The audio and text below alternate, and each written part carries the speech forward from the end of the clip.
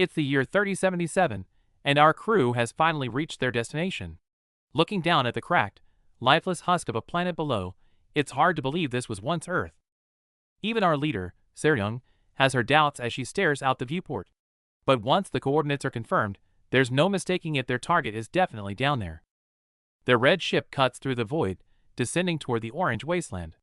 Inside, Robert is busy yelling about stolen snacks, completely oblivious to the danger waiting for them.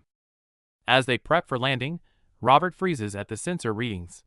The place is radioactive and airless, hardly the spot you'd expect to find high-value fugitives. Seryung stays calm despite Robert's panic. This intel was swiped directly from the Beggars Guild, so she's certain it's legit, and turns to Sunja for the final data check. Sunja's analysis only chills the room. Oxygen is low and contamination is off the charts. It's a suicide mission for any human, making them wonder if their target is even real. They've come too far to turn back now. Seryung checks the gear. Even with top-tier radiation shielding, they only have a 6-hour window once they head underground. Seeing the look on Seryung's face, Robert tries one last time to talk sense into her. He's not keen on dying for a rumor, but our fiery leader has clearly made up her mind. They touch down at the ruins of Mount Tai, where a violent energy vortex rages. Standing before the ancient stone gate, Seryung preps the team to breach a site that's been sealed for millennia. The ship touches down at the ruins of Mount Tai, but the Holy Land is now nothing but a desolate wasteland. Seryung gazes out, confirming they've reached their destination. Staring at the metal scrap heap, Robert scoffs at the Martial Alliance. It seems these noble elders won't lift a finger to clean their sacred land unless there's profit involved. Although the surface looks empty, Seryung's intuition is certain. With a sharp gaze, she declares that the source of the signal is hidden directly beneath the ruins. Facing Robert's doubts, Seryung calmly stretches her limbs. Since she's confirmed something is alive down there, she's ready to meet this neighbor in the most direct way possible. As she activates her internal power unit, a brilliant green aura envelopes Seryung. Feeling the energy surge like a tide, she locks onto the pit and prepares to leap. The massive impact shatters the rocks, sending dust flying. Caught in the chaos, Robert dodges the debris and grumbles, wishing Seryung would give a warning before her grand entrances. A massive, bottomless pit now lies before them. Seryung contacts Sunja to confirm the vitals. The life signal is faint, but something ancient is definitely beginning to stir. While Robert is still debating whether to call for an electronic ladder, Seryung loses patience and dives headfirst into the abyss. Her freefall entry leaves Robert staring in total disbelief from the edge. Robert can only sigh at his captain's impulsive streak as she disappears into the dark. Meanwhile, Seryung fully embraces the thrill of the fall, landing gracefully at the bottom of the massive pit. Deep in the shadows of the pit, they stumble upon a majestic stone gate covered in ancient inscriptions. The text serves as a chilling warning. Anyone reckless enough to wake what lies within will be greeted by death first. Seryung isn't one for ancient history, so she calls in Sunja, their technical expert. After a quick scan, Sunja confirms it's a 2,000-year-old dialect that basically says, openness and you're dead. While Robert is sweating bullets over the curse, Seryung's logic is a bit different. To her, a threat this serious is just a fancy way of saying there's incredibly higher loot hidden behind that door. Driven by the promise of treasure, Seryung doesn't hesitate to reach out. Even as the air grows heavy with forbidden power, she remains determined to force open the long-sealed entrance. As the seal breaks, a grand stone hall is revealed. Right in the center sits a man with messy white hair, his back to the door, in a deep meditative state. Our boy has finally appeared, lost in a 2,000-year slumber. Seryung steps into the grand stone hall, and the sight before her is breathtaking. In the heart of these ancient ruins sits a man with long, ash-gray hair, his back to her in a deep, eerie state of meditation. Staring at this mysterious figure buried for 2 millennia, Seryung can't help but wonder there's no way he's still alive, right? Still, driven by instinct, she decides to get a closer look. The moment Seryung's fingertips brush those gray locks, something goes wrong. Purple lightning erupts instantly, sparking a powerful energy resonance between them that leaves her completely stunned. Amidst the crackling lightning, our boy, the 6th-generation heavenly demon, Lee Mokjin, is finally waking up after 2,000 years. As he slowly rises, a terrifying pressure floods the hall. The energy from his awakening forms a massive pillar of light, punching through the earth and into the stars. The impact is so immense that even Sunja, up on the orbital ship, watches in horror as the light pierces the dimensions. The massive energy surge fries the ship's comms instantly. Sunja frantically calls out for her team, but gets nothing but static, as the situation underground spirals completely out of control. Thrown back by the raw power, Seryung hits the wall, her helmet shattered. She's alive, but as a figure rises slowly through the settling dust, she is gripped by a fear unlike anything she's ever felt. As the smoke clears, Seryung is left reeling in the corner. Just as she struggles to catch her breath, our boy Lee Mokjin slowly rises, his overwhelming presence instantly filling the room. Facing the awakening of this 2,000-year-old legend, Seryung instinctively asks who he is. But his only response is a low, ancient murmur, "Who dares to disturb my slumber?" Ignoring her confusion, our boy scans his surroundings with eyes like a predator. There's almost a hint of anticipation, as he wonders aloud if a martial artist finally exists, who can challenge him. The tension is suffocating as our boy looks down at the trembling Seryung, his voice cold and demanding. "Speak. Why did you wake me?" Seryung desperately tries to understand him, but as her translation system finally decodes the ancient tongue, the message is chilling. He intends to kill her simply for interrupting his rest. Pushed to the brink of terror, Seryung decides to go all out. She overloads her power unit and screams in desperation, unleashing a devastating, full-power strike. A massive explosion consumes everything, making the entire space tremble. Seryung holds her ground in the chaos, staring intently into the smoke, praying for a miracle. But reality is cruel. With her power unit failing and her breath ragged, the smoke clears to reveal our boy standing there completely unharmed, a sight that brings utter despair. On the desolate earth, the legend of 2 millennia finally awakens. Standing with his back to the crew, our boy's knee-length hair flutters in the wind, radiating an overwhelming aura. He instantly sees through Seryung's techniques, noting they are impure imitations of ancient arts. Mistaking Seryung for a lowly tomb raider, our boy is utterly incensed. Suddenly, terrifying purple energy erupts around him, swirling in a vortex beneath his bare feet. The sheer force of his presence leaves a guarded Seryung visibly shaken by the looming threat. "How dare a mere thief disturb my eternal slumber?" Our boy roars from the heart of the energy storm. With eyes glowing blood red and filled with lethal intent, he prepares a strike so powerful it threatens to vaporize everything in its path. But the glory is short-lived. Before he can even launch the attack, our boy suddenly tips over and faceplants into the dirt. This hilarious anticlimax leaves Seryung completely bewildered, staring at the legendary warrior who just inexplicably took a dive. The crew quickly gathers around to perform an emergency scan. Looking at the defenseless, curled-up figure of our boy, they initially fear radiation poisoning. However, the data shows his vitals are surprisingly stable, though something about his condition remains odd. Thanks to Sunja's high-tech diagnostic, the truth finally comes out. This ancient powerhouse simply fainted because he hasn't eaten in ages. His stomach battery is completely drained. A dead silence falls over the group as they process the absurdity of the situation. With no other choice, they haul the starving legend back to the ship. Robert is absolutely livid, screaming at Seryung for bringing a useless, radiant cockroach aboard, but she remains convinced that our boy is a priceless asset that will change their fortunes. The bounty hunter squad finally hauls our boy back to the ship. Looking at the silent, bundled-up mess, Robert snaps, calling him a worthless radiation cockroach. Seryung, however, sees things differently. She's convinced this man from 2 millennia ago is a goldmine, her eyes gleaming with the prospect of a massive payday. In the year 3077, the more ancient the martial arts, the higher the price. Even basic techniques are worth a fortune, let alone a grandmaster from 2 millennia ago. Seryung estimates he's at least S rank. As they dream of their upcoming riches, they overlook one terrifying possibility. What happens if he actually wakes up? Seryung boasts that the specialized silkworm thread used to wrap him can hold a spaceship together. But right then, a chilling rip echoes through the room. The restraints are torn apart like paper as our boy stands up, radiating a terrifying purple aura. His voice is cold and lethal, mistaking the hunters for lowly grave robbers. The team is paralyzed with fear. Facing this overwhelming pressure, Robert and Seryung break into a cold sweat, realizing they might be torn to shreds in seconds. But at the height of the tension, our terrifying Grandmaster takes a sudden turn. Spotting a tray of hot dogs, he devours them like a maniac, leaving the entire squad stunned.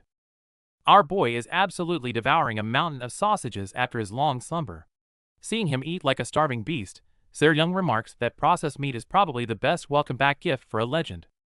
With a full stomach, it's finally time for some answers. As their massive red ship cruises through the stars, Young clarifies that they aren't mere grave robbers, but part of a much bigger operation.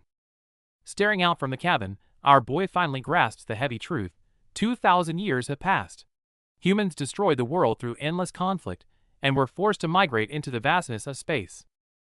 Young explains that to prevent total annihilation, all weapons except martial arts are strictly banned. Our boy looks completely bewildered, as terms like nuclear weapons are entirely foreign to his ancient mind. When Young casually mentions it's now the year 1105 of the galactic calendar, our boy is stunned. The era he once knew has been reduced to a distant legend lost in the cosmic dust.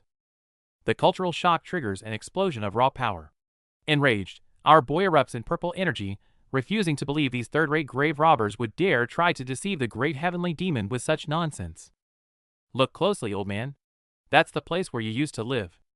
Young points toward a desolate, glowing planet, her words hitting our boy like a physical blow as he stares at his former home. As he gazes at the silent planet, the fire in our boy's eyes fades into a hollow emptiness. Young gives him a gentle nudge, trying to anchor him to a reality that is as cruel as it is undeniable. Our boy is so out of touch that he didn't even know the earth is round, leaving Young totally speechless. Between his ignorance and his ancient fragrance, she's had enough and orders him to go get cleaned up immediately. Stepping into a high-tech bathroom, our guy finally washes away 2 millennia of grime. Looking at the mess of old clothes and hair, it's less of a shower and more like a deep cleaning restoration of a priceless relic. While Young and Robert worry if a mummy will walk out, our boy emerges clad only in a towel. Freshly scrubbed and sharp-eyed, his raw presence and toned physique immediately change the entire vibe of the ship's corridor. But the cool act doesn't last long. His first question is whether there's any more of that hot dog left. Seeing the handsome legend standing there, Young finds herself momentarily dazed, her heart skipping a beat. Gazing at the vast starscape, our boy reflects on how small his world used to be compared to this strange, infinite galaxy. Deep within his eyes, a hint of ancient power flickers, reminding everyone of the monster he truly is. Shaking off her daze, Young tries to gauge our guy's actual age, hibernation years excluded. He might look like a heartthrob now, but the crew is starting to realize that this ancient is anything but normal. Our journey brings us to the Asteroid Space Tavern, also known as the Mars Pub, a multi-layered hub perched on a cratered rock for the galaxy's most notorious figures. Inside the bustling tavern, while others scheme, our boy is busy at a food stall, focused entirely on devouring a massive pyramid of hot dogs. The crew watches in pure disbelief. Having been sealed away for 2,000 years, our guy seems determined to make up for every missed meal in a single sitting. While our boy eats his fill, Young meets with the broker on the 18th. She cuts straight to the chase, claiming she has something incredibly valuable and needs a high-end buyer. When Young reveals she has original S-rank martial arts manuscripts from 2 millennia ago, even the seasoned broker is momentarily stunned by the sheer scale of the claim. However, Wong quickly regains his cool, valuing the scrolls at 0 credits. He's convinced that a mid-tier hunter like Young couldn't possibly possess such legendary artifacts. Dismissing her claim as total nonsense, Wong treats Young like a common fraud. Insulted and frustrated, Young has no choice but to head back to the group. Returning in a bad mood, Young finds herself stunned once again. Our boy has actually finished that mountain of food. Is his stomach a literal black hole? A crisis seems to have just subsided. Young, though exhausted, luckily managed to stop her injuries from worsening. The silver-haired man beside her remained tense, clearly still rattled by the unexpected turn of events. The restaurant on Tortuga was supposed to be a place to relax, but the atmosphere has turned ice-cold, and even the nearby diners can feel the tension rising. Before our boy can even enjoy a quiet moment, trouble finds him. An armed enforcer activates a scanner, trying to gauge the strength of this mysterious ancient warrior. The enforcer clearly underestimates our guy's terrifying power, acting all superior and ordering him to surrender to the Martial Alliance if he wants to avoid a beating. Instead of fighting back, our boy does the unthinkable. He reaches out and starts patting the guy's head with a proud, elder-like look that catches everyone off guard. He goes as far as pulling the guy into a big hug, lamenting how hard the youth must work these days. This sudden fatherly embrace leaves the tough guy completely bewildered. Watching our boy's bizarre behavior, his teammates are breaking a sweat, desperately trying to explain that he's just a bit socially challenged. In an instant, the warmth vanishes. Our boy's eyes turn bone-chillingly cold as he whispers a warning. If he felt even a trace of martial arts on the guy, he'd already be in pieces. The sheer humiliation and lethal pressure finally snapped the enemy's resolve. Roaring in rage, he forces his energy system to the limit, activating the Blood Wolf demonic art at max power. As the system blares at max level, a surge of violent dark energy sweeps through the room, signaling that the real fight is only just beginning. As the standoff continues, the purple-skinned leader in the center falls into excruciating pain, clutching his head and roaring uncontrollably. The violent energy shockwave shatters the surrounding tables and chairs in an instant.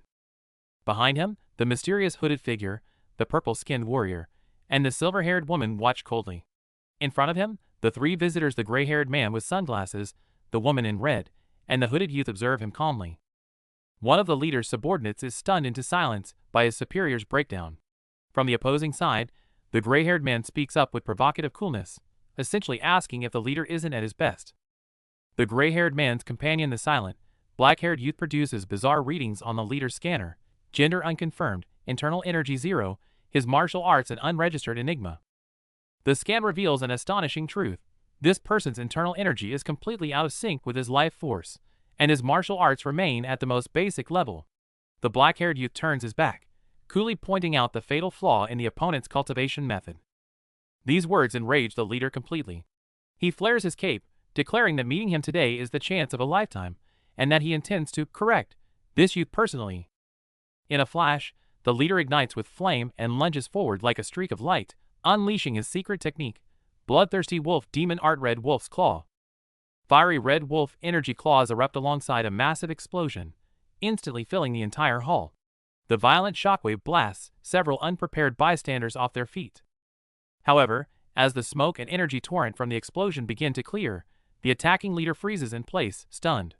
He realizes, to his horror, that his mountain-shattering red wolf claw was effortlessly blocked by the youth's single, outstretched hand.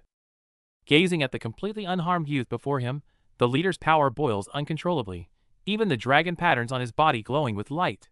Only one thought, both shocking and furious, remains in his mind: what kind of monster is this? The battle ends as quickly as it began. Our boy unleashes a surge of purple energy, slamming his arrogant opponent into the rubble with overwhelming force. The crowd is left speechless. From hardened thugs to elite guards, everyone is paralyzed by the sheer power of martial arts that defies modern logic. Looking down at his defeated foe, our boy offers a stern lesson: martial arts aren't about mindless imitation. You have to adapt and make the technique your own. Refusing to accept humiliation, the enemy commander roars in fury, ordering his subordinates to swarm our boy and make him pay for his arrogance. For masked assassins strike at once, their glowing energy blades carving deadly arcs through the air. Even surrounded, our boy stands at the center, calm as a mountain. Panning out into space, we see the chaos unfolding within the District 32 space station of the Celestial Demon Sect. Inside this massive fortress, a new conspiracy is brewing. With the fight paused, the wounded are rushed to mechanical medical bays for repair. A heavy silence fills the hall as everyone awaits the commander's judgment. Commander John Ritak finally steps forward. Surveying the wreckage, he seems less concerned with his men's defeat and more fascinated by our boy's incredible power. Staring at the mysterious stranger on the monitor, the commander is consumed by doubt. Who is this kid, and how can an unknown fighter take down an entire elite squad? While our boy and his crew traverse the stars, the enemy is already closing in. A mysterious leader investigates their background, only to find that the man who crushed the Red Wolves has no official records. Although our boy's past remains a mystery, his companion Sir Young is well known. By tracking the S-Devil's digital footprint, the enemy has already pinpointed their location and begun their pursuit. Declining the offer to send a standard pursuit team, the mastermind decides to handle things personally. It seems our boy's overwhelming power has finally caught the attention of the faction's top brass. As orders are dispatched, the mysterious Greenwood faction is mobilized. After contacting Commander John Ritak, a lethal plan to intercept our boy has officially been set into motion. Back on the ship, the atmosphere is strangely tense. Our boy sits with a deadly serious expression, clutching his utensils over an empty plate, a bizarre aura that has his teammates feeling completely on edge. Watching our boy's intense focus on his meal, Sir Young and Robert can't help but feel nervous. Even though he's just hungry, the sheer pressure from this ancient legend makes them feel genuinely intimidated. In a dimly lit room, a black-haired woman in red tight clothing crosses her arms and impatiently questioned her companion. "What are you talking about?" Her companion, a silver-haired man with blue sunglasses, didn't answer directly. Instead, he lowered his voice and brought up something that had left a deep impression on them both. "You saw it too, didn't you? Sanjin and the Red Wolf platoon." Clearly, he was referring to how those A-rank martial artists, formidable in their eyes, had been effortlessly slapped aside by a mysterious figure, a scene that left them both shocked and at a loss. The silver-haired man tried to salvage some pride, claiming that if he fought for his life, he might also be able to defeat the lowest-tier A-ranks. But before he could finish, the woman in red cut him off abruptly. The woman in red was clearly deeply intrigued by the person who could casually sweat A-ranks aside. She strode forward and pinned a young black-haired man, who was about to eat, against the table with an intimidating stance. Ignoring his weak protest of, "Food first," she demanded he talk immediately. However, the pinned man remained surprisingly calm. He repeated in a steady, unwavering tone, "Food first." Irritated by his attitude, the woman in red finally contained her temper. Crossing her arms again, she asked in an interrogative tone, "You? What's your name?" Behind her, the silver-haired companion cautiously approached and whispered a reminder that it might be better to start the conversation with a more respectful term, trying to ease the tense atmosphere. Meanwhile, another companion arrived at the table carrying a huge tray of food. Under everyone's gaze, the black-haired young man who was firmly pressed against the table finally stated his name calmly. "Lee Mokjin." With his name obtained, the woman in red was not satisfied.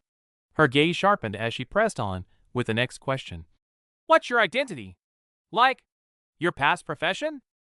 Right in front of our boy, a mysterious voice suddenly called out his title, Heavenly Demon. Then, another exclaimed Supreme Heavenly Demon, leaving Seryung puzzled and unsure what they were trying to convey. Seryung was utterly confused by the strange and exaggerated title, even wondering if our boy had eaten a bad hot dog, prompting such a ridiculous utterance.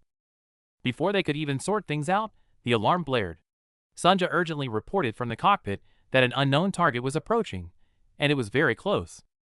Seryung immediately flared up, assuming it was the Heavenly Demon sect again. After all, our boy had just dealt with the Red Wolf platoon, so they wouldn't let it go. But just as Seryung furiously prepared to retaliate, Sunja realized something was wrong. After cross-referencing data, she confirmed that these attackers were not from the Heavenly Demon sect. Meanwhile, in space, a massive ship emblazoned with a skull hovered. A bald man, his back to the window, coldly confirmed, as Devil's ship confirmed. There are bounty targets. Next, a man with a tablet and a pirate hat division leader Kim Sungbom from the Galaxy Division of the Crescent Moon 72 Strongholds of Greenwood Black Tiger consulted the bald man about firing EMP capture rounds. The bald man pondered, "You said they're bounty hunters, right?" Kim Sungbom affirmed, stating their intel showed S-Devils mainly operating on the galaxy's outskirts, led by Blazing Devil Seryung. Hearing this, the bald man frowned, looking ahead with doubt. Why would the Heavenly Demon sect bother with such a small group? He seemed perplexed by a deeper reason. Beside him, a holographic projection revealed the image of Heavenly Demon sect Commander John Rittak. A cold voice from the screen issues a ruthless command. There's no need for prisoners, just erase them from existence. In this lawless sector, lives are nothing more than digital noise. Kim Sungbom stares at his tablet, sensing something off about the job. The clients are far better at killing than his own crew, so why outsource the task? There's definitely a hidden agenda here. Meanwhile, the deep space outside is swarmed by a massive fleet. Watching the horizon, the crew hasn't yet grasped the gravity of the situation, jokingly assuming it's just some petty bandits looking for a score. Despite the enemy's numbers, the girl in red is already rolling up her sleeves, ready to fight these space bandits. However, the blonde technician brings back news that's about to dampen everyone's spirits. It turns out this isn't some small gang. It's the entire Galaxy Division of Greenwood, with the legendary Black Tiger Kim Sungbom leading the charge. Hearing the name, one of the guys actually thinks it sounds pretty cool. Realizing the crew is being delusional, the girl in red delivers a reality check. If they fight, they won't last 3 moves. The priority isn't being a hero, it's staying alive. To survive, she orders a policy of total compliance. Whether it's taking an EMP blast or letting them board and search, they'll endure anything. It's not really cooperation, it's a textbook surrender. Facing a sudden interception, Seryung stays calm while reassuring a panicked Robert. She assumes the enemy will only use an EMP, as space regulations usually prevent direct lethal force. However, reality is far more brutal. Sunja realizes with horror that the enemy isn't following protocol. They've locked on with a massive photon cannon, clearly intending to leave no survivors. The enemy commander is a ruthless strategist. To avoid any future complications, he decides to blow our team to dust and shift the entire blame onto the heavenly demon sect. Chaos erupts as warp drive fails, and the enemy closes in. To make matters worse, the shields are down because the crew previously sold the parts just to cover their daily expenses. With a cold command to fire, the photon cannon reaches full charge. A deathly glow fills everyone's vision, making any attempt at struggle seem futile against such overwhelming power. A brilliant beam of energy pierces the dark void. In a massive explosion, the ship carrying our boy is swallowed by blinding light, leaving their ultimate fate hanging by a thread. Watching the distant flames fade, the commander remains completely indifferent. To him, destroying the team was nothing more than sweeping away a few insignificant specks of space dust. As the story begins, a commander appears calm, eyes slightly closed, seemingly awaiting or contemplating something important. Outside, however, chaos reigned. A vehicle was engulfed in fierce explosions, a mysterious device whirred, and a shadowy humanoid silhouette could be vaguely seen amidst the conflict, signaling an extraordinary battle. Amidst this fierce battle, a silver-haired woman stood calmly on a platform, weapon in hand, her back to the flames. Her mere presence exuded a powerful, awe-inspiring aura. Witnessing this terrifying scene, some huddled together in fear, while the bald commander gravely whispered her identity as the 8-foot fighting ghost. Immediately after, someone seemed to recognize her, calling out her name with a tremor. Elena! Meanwhile, several team members stood side by side, their expressions tense, hands raised as if in caution or preparing for an unforeseen change. It turns out this powerful individual, Elena, stood alone on the platform, backed to numerous enemy ships emblazoned with skull emblems, radiating an imposing aura. A vehicle approached her from a distance. The bald commander was lost in thought again, while his companion puzzlingly asked, "Why is she here?" Someone suggested recharging the photon cannon to penetrate the terraformation-grade shield, but the commander seemed hesitant to start an interstellar war over a cockroach. Ultimately, he decided to use teleportation instead.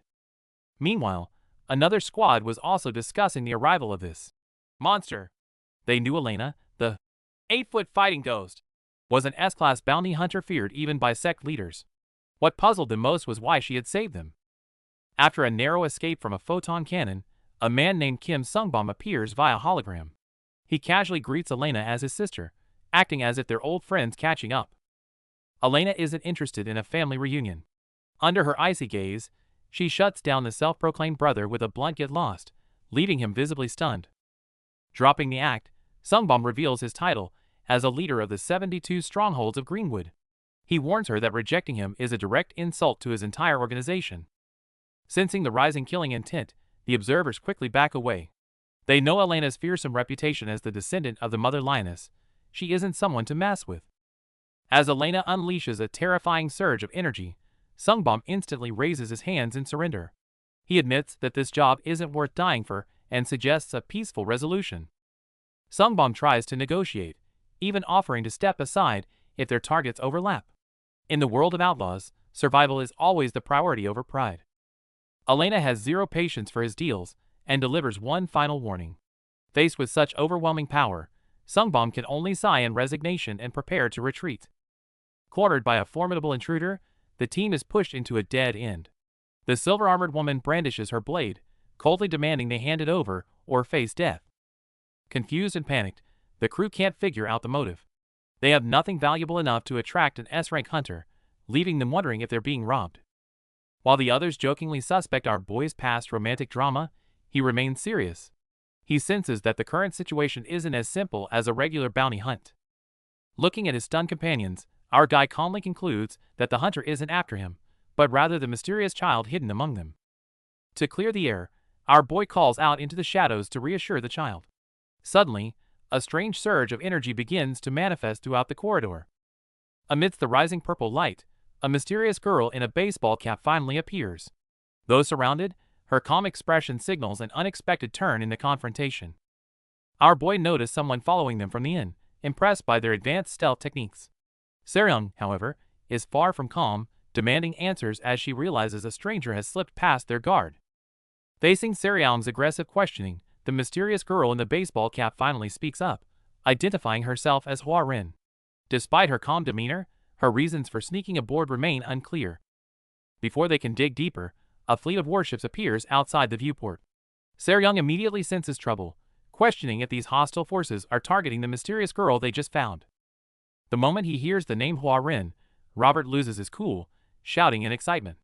It turns out their stowaway is actually the lead vocalist of the galaxy's most popular rookie idol duo. Seryong watches in confusion as Robert recites idol facts like a hardcore fan.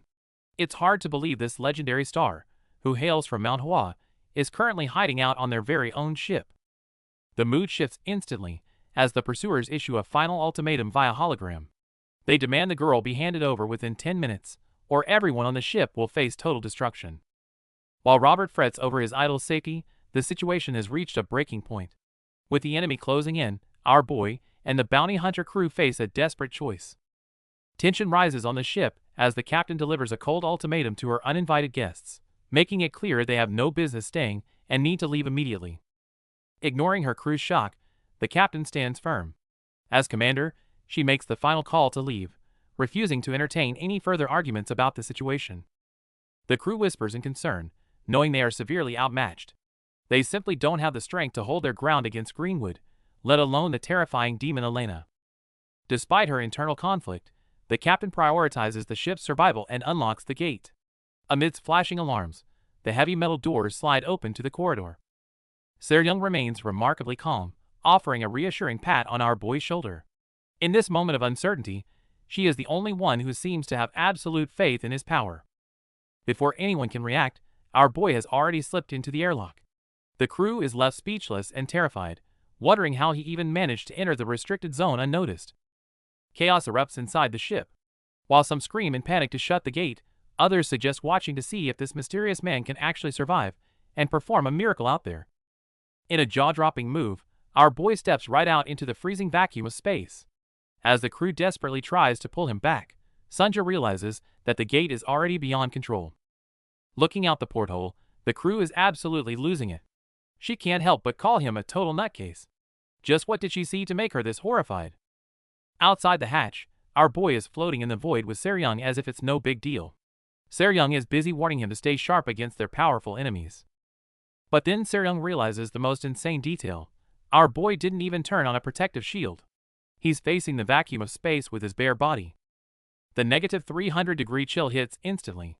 Even with his godlike powers, our boy's organs are at their limit, leaving the crew inside in a total panic. The experts below are just as stunned. Who would jump ship without a shield? In this environment, a normal person would burst within 10 seconds. In this critical moment, our boy struggles in agony, his eyes bloodshot from the pressure. How will the ancient heavenly demon survive this impossible crisis? As he grows weaker in the void, Seryong rushes to his side. Is this epic entrance about to turn into our boy's final curtain call? As the nano shield activates, a red hexagonal grid pulses across the surface, providing a desperate layer of protection against the harsh vacuum of space. The crew rushes in, desperate to see if our boy is still breathing. While they're frantic with worry, his calm, wide-eyed stare suggests he's far more composed than anyone expected. Seryong tries to hide her relief behind a string of insults, but our guy isn't bothered. He coolly reminds her that as a supreme being, a little void can't end his legend. They finally regroup on a massive floating platform. It's a temporary sanctuary, especially considering that even the most elite warriors usually can't survive more than a minute without a shield. The diagnostic data reveals the impossible. Our boy survived for over 6 minutes in the void. Not only is he unharmed, but he has completely shattered the known biological limits of mankind. Before they can catch their breath, a group of powerful figures emerges. The air thickens with tension as elite warriors, like Kim Sungbom, fix their gaze on the newcomers. Never one to back down, Seryong steps forward to meet their gaze. She boldly announces her identity as the leader of the S-Devils, the infamous flaming demon. The others respond with cold, calculating stares. In the midst of this silent standoff, a subtle gesture hints that the negotiations ahead will be anything but friendly. Sensing his companion's anxiety, our boy stays cool and offers some reassurance. However, she remains skeptical and shaken, convinced that the woman they're up against is anything but human. Legends say this opponent is a literal fighting spirit who travels the stars seeking combat. Seeing her absolute focus, even our boy admits she's an extraordinary talent who's given her soul to the blade. While Seryum claims she wants to talk things out, she's already braced for impact. The enemy isn't interested in chatting either, diving from the sky like a bolt of blue lightning with her spear leveled. A massive explosion rocks the platform as energy erupts on impact. Narrowly avoiding the blast, Seryum loses her temper, screaming at the attacker for swinging a weapon without saying a single word. Watching from the sidelines, the masked man notes that the strike wasn't even at full power. Without missing a beat, the silver-haired warrior repositions and dives again, like an arrow piercing the void. As the relentless assault continues, our boy's eyes flare a deadly red. He knows this opponent is like a mad scorpion. The more she's provoked, the more lethal she becomes. The real trial has only just begun. Facing a massive surge of energy, our boy remains completely unfazed, calmly telling his companion that this grand display is nothing more than a flashy but hollow firework. Clearly provoked, the purple-haired warrior dives like a falling star, her spear unleashing a violent burst of purple energy that shatters the surrounding ground. Amidst the chaotic aftermath, our boy stands firm while protecting the others. His unwavering composure puts immense pressure on the bald commander watching from the shadows. Strangely, the enemy's scanners find no data on our boy at all, even suggesting he has zero internal energy, as if he were just an ordinary person. Growing impatient with the persistent interference, our boy tries to wave them away, but a sudden, massive explosion instantly turns the tension icy cold. In the blink of an eye during the surprise attack, our boy does the unthinkable, catching the lethal spear mid-thrust with nothing but his bare hand. Seeing our boy stop a lethal blow with no internal energy, the enemy is completely stunned.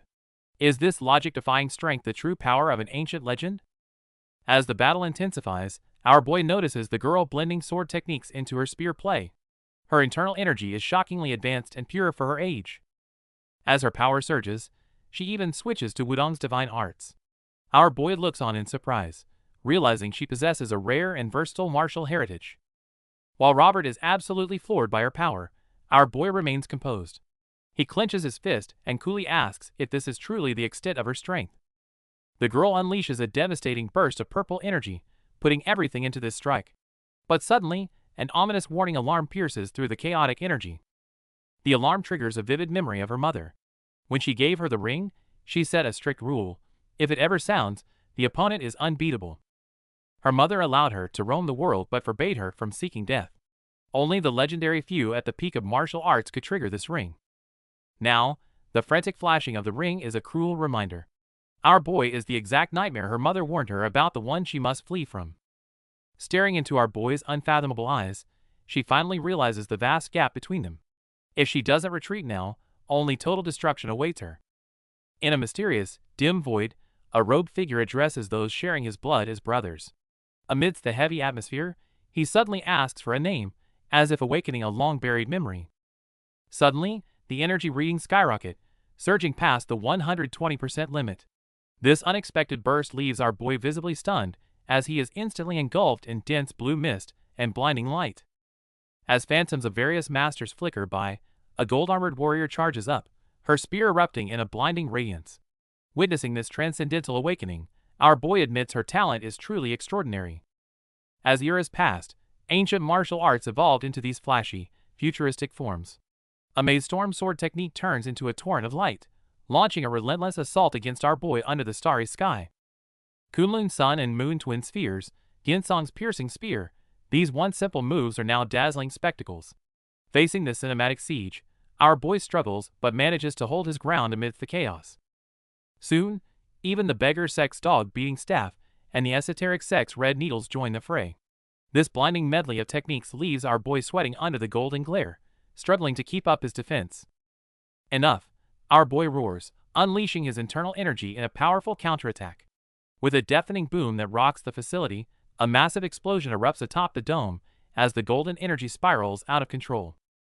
As silence returns, our boy stands amidst the ruins, his back to the camera. He gazes up at the sunlight piercing through the heavy clouds, looking solitary yet imposing, as if reflecting on this 3 millennium martial farce. The atmosphere thickens as everyone watches the sky with bated breath. In this suffocating tension, it's clear that something massive and unstoppable is about to descend upon them. Suddenly, A girl in blue mechanical armor appears against the starry backdrop. Wielding golden swords with 8 mechanical arms, she looks like a goddess of judgment radiating incredible energy. She dives down with world-shattering force, aiming straight for our boy below. The sharp light from her blades tears through the air, making even the distant stars pale in comparison. Faced with this rampaging girl, our guy acknowledges her talent but warns that she's crossing the line. He urges her to stop before things reach a point of no return. Her awakening is spinning out of control and consuming her from within. Realizing the danger as she builds up energy, our boy knows he might have no choice but to use lethal force. To protect his companions, our boy stops hesitating. Amidst a blinding light, he vows to save her and prepares to unleash his ultimate trump card, the Heart Sword. A massive symbol of life and death hangs in the air, signaling the final stage of the duel. Our boy roars as he lunges forward, determined to end the chaos with one strike. Under the shocked gaze of the onlookers, two terrifying forces collide. A violent explosion instantly consumes the platform, sending debris flying across space in a flash of light. As the light fades, silence returns to the void. However, in the dark corners of space, new players have noticed the commotion, and a far bigger storm is already brewing. It was a heart-stopping escape. If the teleportation had been just a millisecond slower, they'd be toast. Looking at the battered crew, the tension in the air is thick enough to cut. Shockwaves from the explosion still ripple through the void, scattering debris everywhere.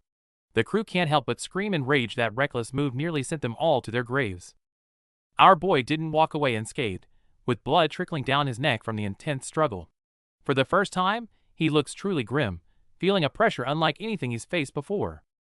He mutters how the enemy's power exceeded his expectations. Just then, a divine golden light erupts in the void, and a mysterious figure begins to emerge within the radiance like a miracle. Everyone stares at the figure drifting in the halo, assuming she was finished. But our boy notices something off. She isn't dead, but rather suspended in a strange, ethereal state of life.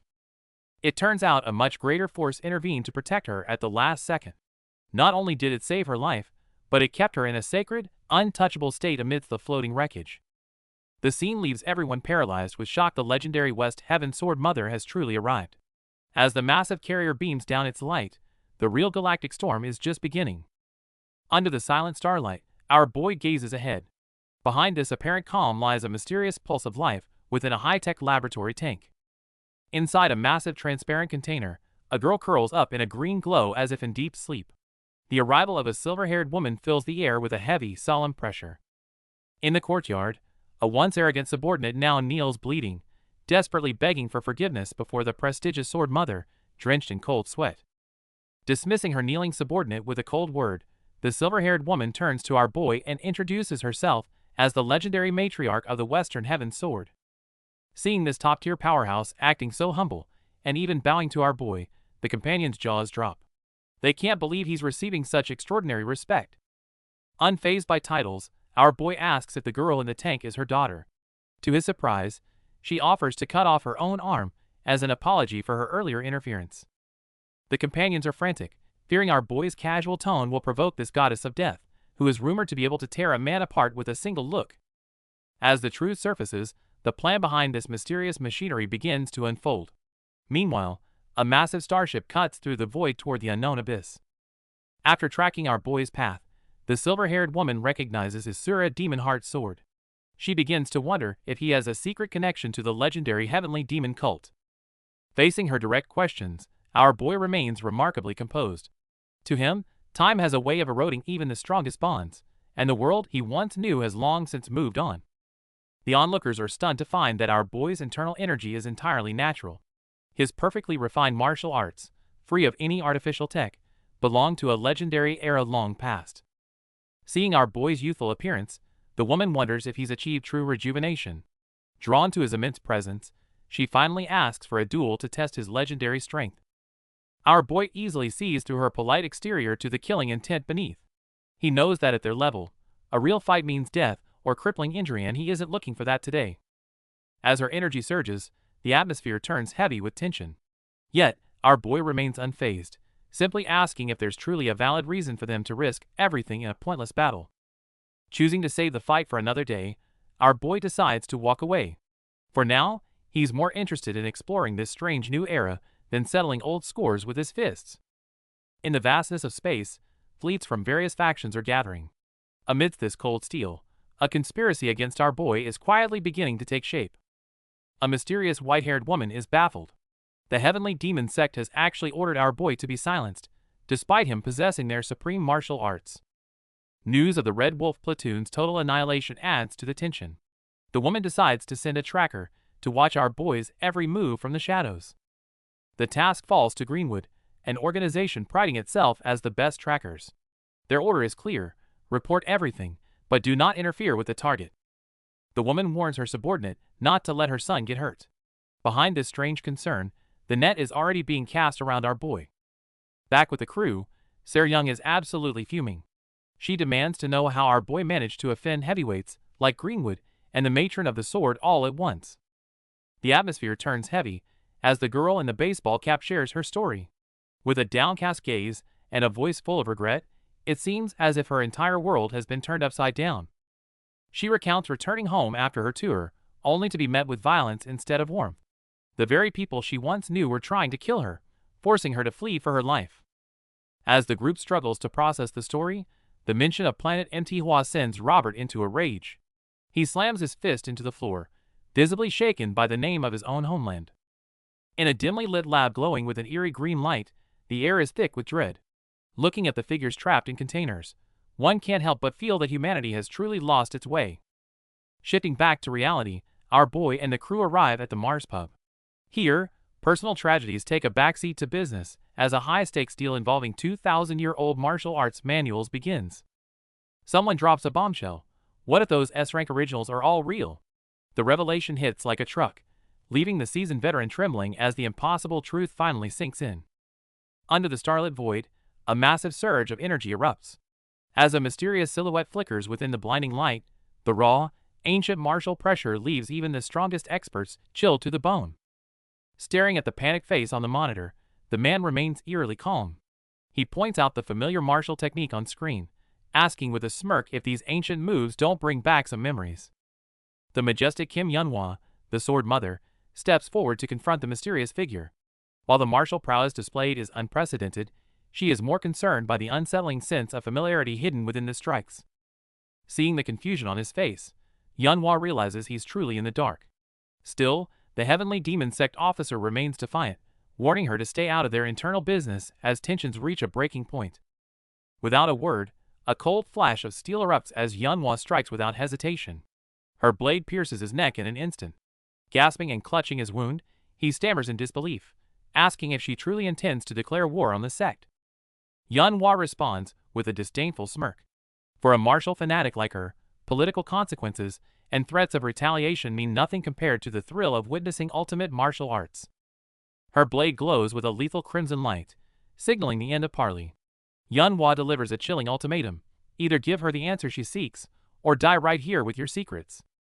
Facing the current situation, a golden-haired man gravely states that even if all 1076 martial artists from District 32 united, they would stand little chance against the matron of the Western Heaven Sword. Meanwhile, a white-haired man slowly spreads his arms, his palms gathering fiery orbs of light, as if saying, if you intend to cut down all 1076, then you'd better hurry and begin. Bystanders buzz with disbelief, some exclaiming that this is the Asura demon heart sword technique, thought lost for millennia. Others can't believe it, as no one in their sect has ever practiced such a martial art.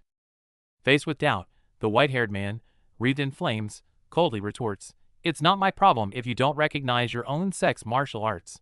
He then repeats his interrogation, clearly pressing for crucial information. After some exchange, the golden-haired man seems to suddenly grasp something, muttering, "It wasn't him." The black-haired woman beside him also realizes, "We were chasing that girl." Meanwhile, a red and black spacecraft arrives at Manhwa planet. From high above, the ancient-style city appears bustling and vibrant in the daylight. However, the golden-haired man with glasses notices a crucial detail, looking up to say, "I don't think so." All the shops are still open. This suggests Manhwa planet's anomaly is far more complex than it appears.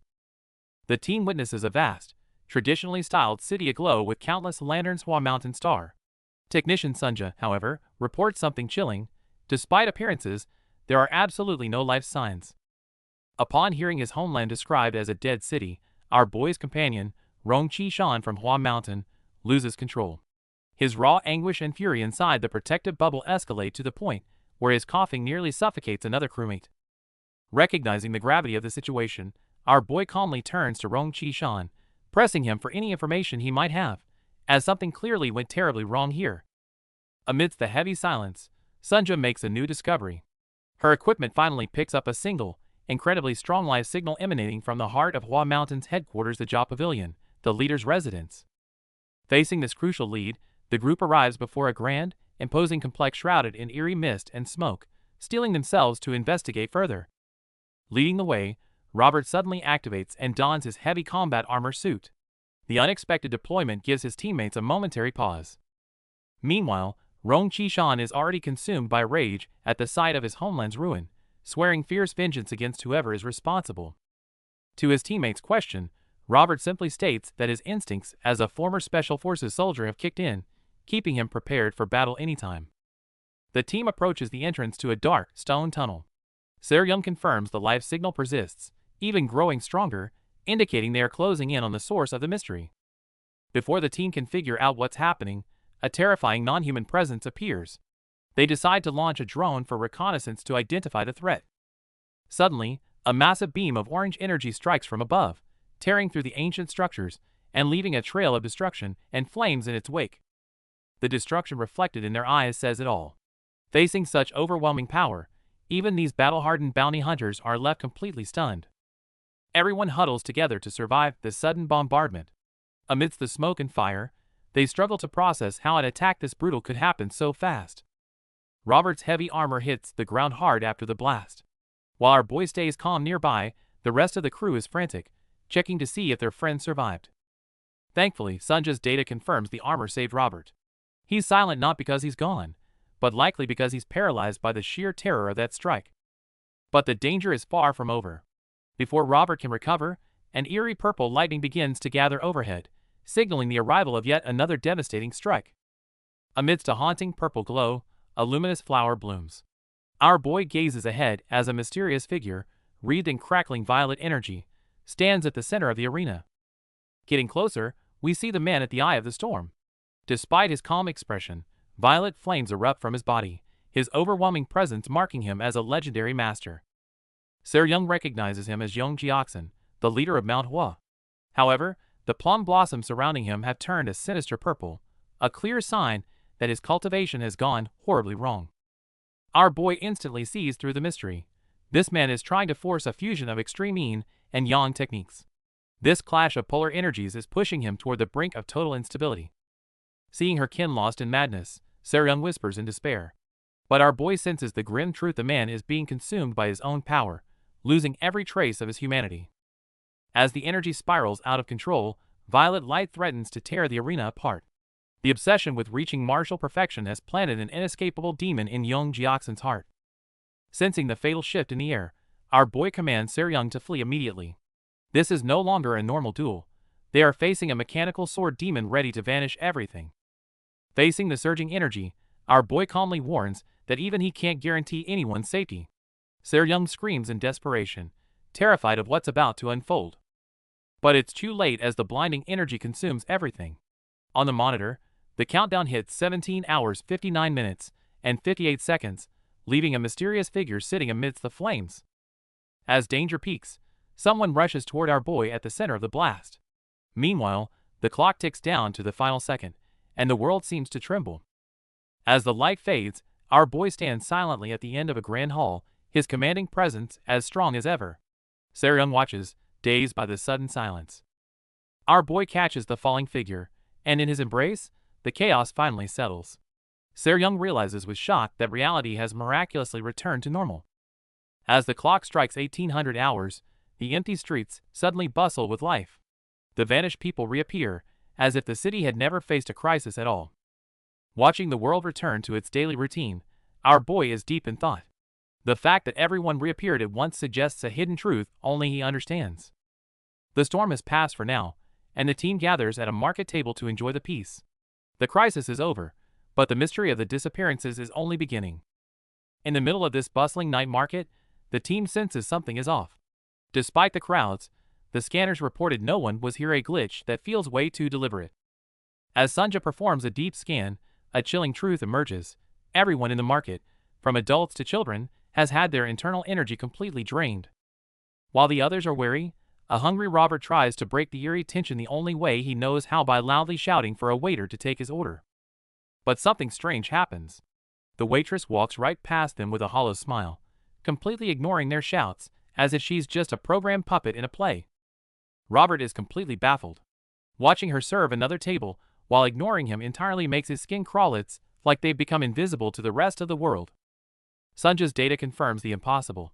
The locals aren't just ignoring them, they literally cannot see them. It's as if they've stepped into a dimension severed from reality. While the weirdness gives Seryung the creeps, our boy remains unfazed. He seems to have already seen through the trick, calmly pouring himself a cup of tea in total silence. This man in traditional attire is calmly sipping tea, completely ignoring everyone around him. Even though our boy is right there, the man acts as if the guests simply don't exist. This isn't just rudeness, it's something far weirder. Like a clockwork doll, he mechanically follows the exact same routine every day, drinking tea and tending the garden as if on a loop. To test him, our boy tries touching his head and messing with the tea set, but there's zero reaction. It's as if he's living in an entirely separate dimension from everyone else. The piece shatters instantly as the man lashes out without warning. Sharp sword chi tears through the air, and a lethal threat swamped in crimson light arrives in a split second. Surrounded by a terrifying aura, the man's every strike carries enough power to pierce through space. Under this relentless assault, our boy is forced into a desperate, high-stakes struggle. Then, the two forces collide head-on, sending a massive hemispherical shockwave screaming through the area. The blast is so intense that the air itself seems to warp under the pressure. It's that feeling again. The man is radiating a paradoxical mix of extreme yin and yang energies. As purple flames erupt, our boy realizes this familiar anomaly means the real trouble is just beginning. The situation turns critical as the girl screams to return the teacup before things get out of hand. Nearby, the boy is paralyzed by the overwhelming energy radiating from our guy. Our boy is on the verge of losing control as a purple energy vortex swirls around him. This ancient pressure is too much for any mortal to handle, threatening to shatter everything. Stunned by this inhuman display of power, the girl manages to keep her head. In the middle of the chaos, she lunges forward to grab the metallic container, hoping to stop the madness. A massive shockwave sends the boy flying as blinding light and energy fragments fill the air. At the center of this destructive blast, that mysterious cylinder remains the focal point. Just as things reach a breaking point, our boy catches the teacup with ease. Even surrounded by terrifying purple flames, his absolute composure radiates the chilling aura of a true legend. In a sudden shift, the chaos vanishes like a dream. Our guy is back to his serene self, calmly pouring tea by the window as the sun sets over the futuristic cityscape. Watching this mysterious and dangerous man, the boy and girl are left in stunned silence. Who exactly is he? It's clear that this ancient legend has only just begun. With the interstellar tour wrapped up, the story returns to a brief moment of calm. It's been a long journey, but the storms of the black market are far from over. Our boy and the crew are walking through a busy street, but Robert senses something is off. He realizes the crowd around them is acting like clockwork dolls, mindlessly repeating the same motions over and over. Driven by suspicion, Robert reaches out to stop a passerby for questioning. He wants to know why everyone is acting so strange, but the moment he makes contact, an eerie feeling washes over him. Robert's expression shifts to shock as the bustling market suddenly falls deathly silent. Every person on the street stops moving at the exact same moment, creating a chilling atmosphere of total stillness. Before anyone can react, a strange flash occurs, and the entire crowd vanishes into thin air. Looking at the now empty street, Robert is stunned, wondering if they just witnessed a massive planetary teleportation. Sunja, the team's tech expert, immediately begins analyzing the data. With a grim look, she confirms that while it resembles teleportation, the sheer scale of the event is beyond anything she's ever seen. Sunja then delivers a conclusion that leaves everyone cold. It's not just this street, every life signal on the entire planet has vanished in an instant. It seems they are now truly alone on this silent world. Amidst the eerie death quiet, a girl in a black cap collapses in the shadows. She seems to know the horror that follows. Whenever people vanish like this, the truly terrifying things are about to emerge. With heavy footsteps echoing through the ancient streets, the team is met not by people, but by rows of silent, sword-wielding mechanical soldiers. Seeing the cold steel machines filling the entire district, the atmosphere grows heavy. Seryung can't help but wonder if they've just walked into a hornet's nest. Sunja calmly explains that these are actually outdated construction robots with low-level AI, typically used for simple manual labor like planetary development. Relieved they're just civilian models, Seryung relaxes. Robert cites the 3 laws of robotics to reassure her, though his grim look suggests otherwise. Despite it being weird for construction workers to carry swords, Seryung dismissively waves them off, telling them to stop crowding and scaring folks. Without warning, a massive force blasts Seryung back. Staring at the machines that just turned aggressive, she angrily demands to know if they've malfunctioned. Before they can even recover, countless mechanical soldiers leap into the air, surrounding them. It seems these relics have no intention of following any safety laws. A massive explosion tears through the traditional courtyard, lighting up the night. Watching from the shadows, a girl in a baseball cap notes that whenever people vanish, they always appear. Swarms of silver mechanical beings descend like cold-blooded killing machines. They strike at anything that breathes, turning the area into a frantic battlefield of steel and sparks. Standing at the end of the corridor, the girl looks out at the ruin and recalls her own narrow escape. She admits she wouldn't have survived the attack if her father hadn't risked everything. Deep within the somber hall, her father remains. Though everyone else has vanished, he stands his ground like a lonely fortress, shrouded in a burning aura of purple energy. Her father is pushing himself to the limit, burning his soul and internal energy to hold back the darkness. He's sacrificing everything to protect what remains in this haunted night.